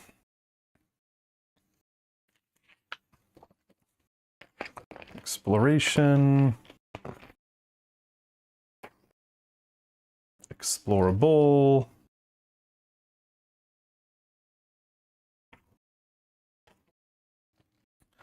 Let's see, delve setup.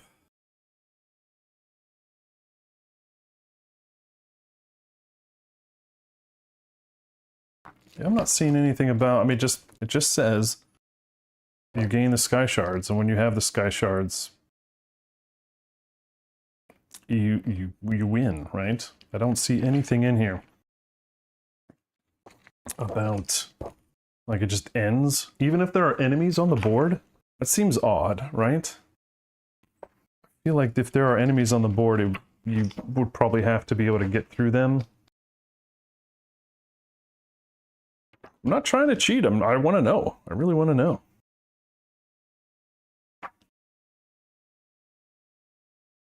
Additional rules.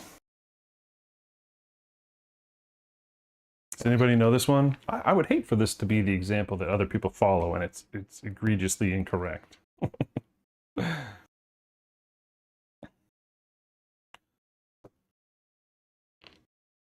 That's adventurer rules. Looking under retreat or something.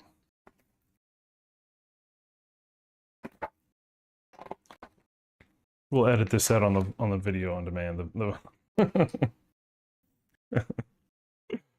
There's gotta be a toiletry runner somewhere.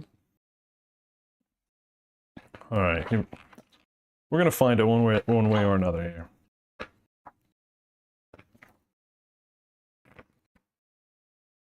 End of day phases, not technically end of day. Not, yeah, technically is a quest. We're looking again for anything that says once you've gotten all the sky shards from a delve, do you just, is it over? Like, I'm alive, I've got the sky shards. Am I done? Like, is that how it works? Or do I have to clean the map? Like, was that conquer? Is the clash keyword.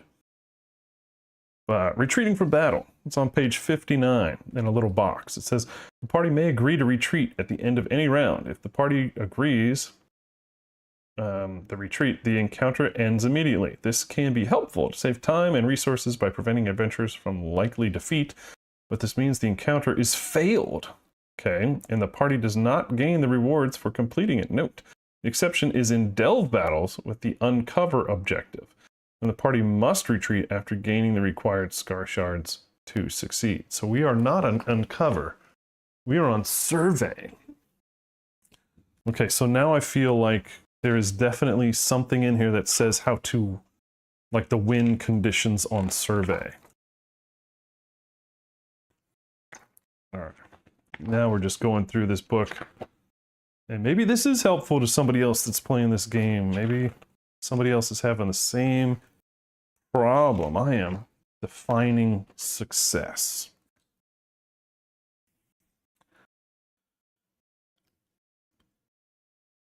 In a delve battle, the map is composed of tiles.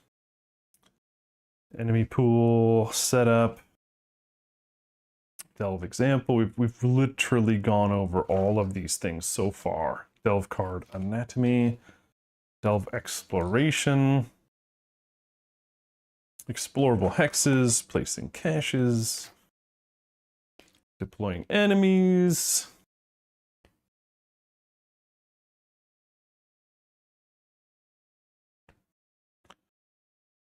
So place the Sky Shard card near the delve, encounter text to show the total number they have gained. Some cards may grant more than one. If these additional Sky cards exceed the maximum for the current delve, they are ignored. Okay, that again doesn't tell me. It says a delve is fully explored when all of its Sky Shards have been revealed and gained. Okay, that sounds like a definitive thing, right? Unless the encounter specifies otherwise, 3 Sky Shards are required. This can be any combination of Sky Shard icons gained on face-up delve cards or face-down delve cards treated as Sky Shards.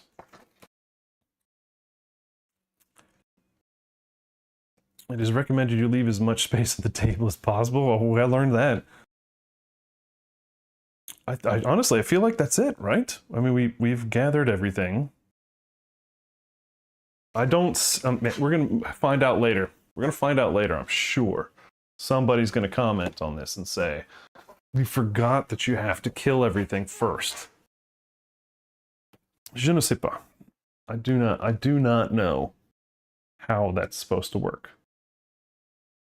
But I have moved on to each of the thing. I've gathered that Sky Shard. I gathered this Sky Shard. I got 3, which I don't even need. I only needed 2. Because I am 5 XP. It's what I do.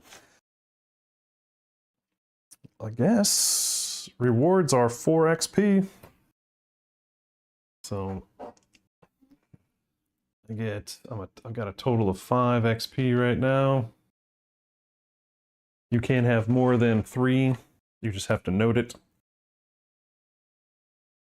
Let's see. So let's see. When completed, go to entry E25. Maybe there's something that actually happens inside.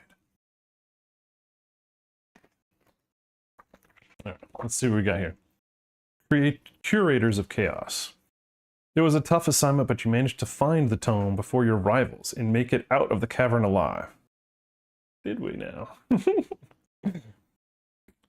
All right. Returning to Lilmuth, you turn over the text to Famia Mercius, an Imperial woman and the co-founder of the Cyrodiilic Collections. Her face changes from excited to grim as she carefully pages through the first few chapters. This is undoubtedly an important Argonian artifact, and you have our thanks, she says. Given what you saw on your journey and the information contained within, however, it may be unwise for us to display this volume publicly at this time. Still, we can't thank you enough for your service to our group and to the Argonian people. Even if this volume doesn't find a place in our public collection, it will serve as an invaluable resource for researchers of Argonian antiquity. In Session 1, choose one of the following options. Let's see. If your reputation for keeping dangerous items out of the wrong hands lands you another job, select the Black Marsh Fighters Guild for Session 2. I don't know what it says.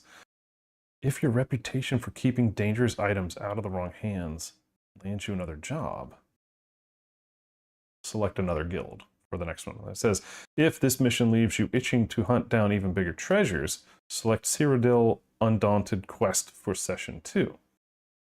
If your aptitude at making connections to get what you want has earned you Secret Admirer, select the Valenwood Eyes of the Queen quest for Session 2. Requires Valenwood expansion. Can't do that one. All right, so I feel like we're going to do the Black Marsh Fighters Guild quest for Session 2. All right, so obviously we had just finished Session 1. In Session 2, Famia beseeches you to track down more information about the brigands you felled beneath Stormhold. Based on how well they were armed, it's unlikely they were simply rogue treasure hunters. Famia tells you that the contents of the tome relate to the natural energies of Black Marsh, and after some research into the properties of the Stormhold crystals, you set off into Black Marsh's dense wood, charting a path forward, a path toward, and an area ripe for magical experimentation. Proceed to the Black Marsh endgame quest. for session 3.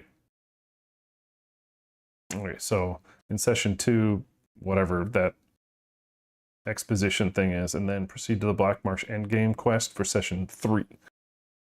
So gain keyword intercept intelligence.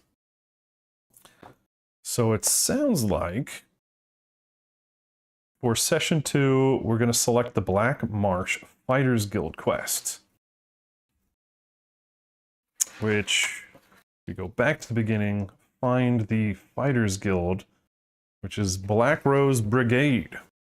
So next time we're going to be setting up for the Fighters Guild, which is a different guild card than this one.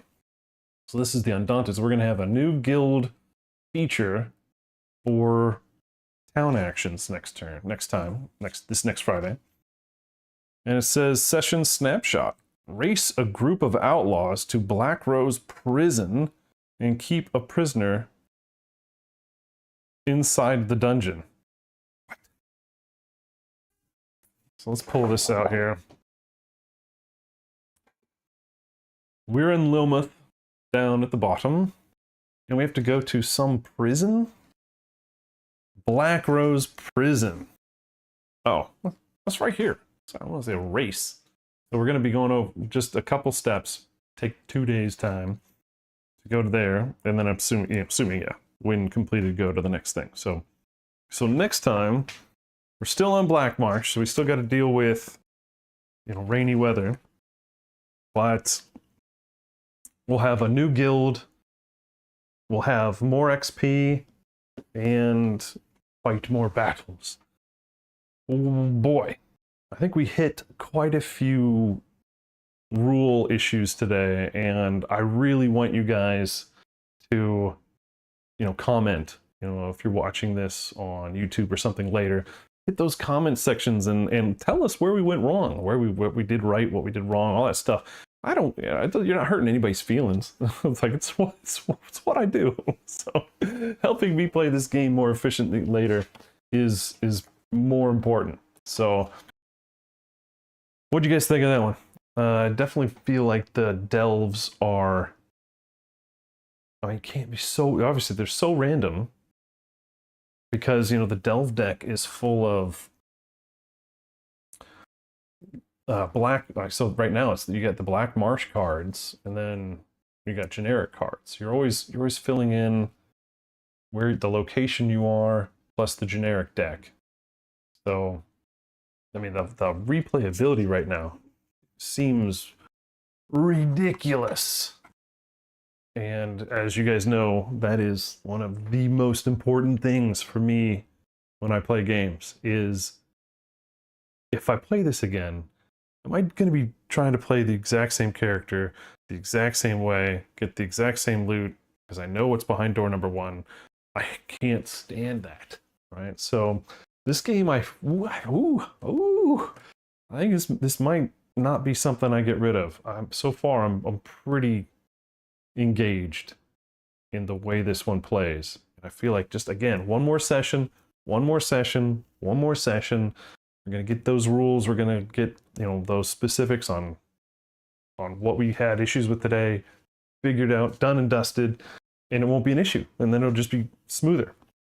The days were smoother on this one. We just got to things that were causing issues.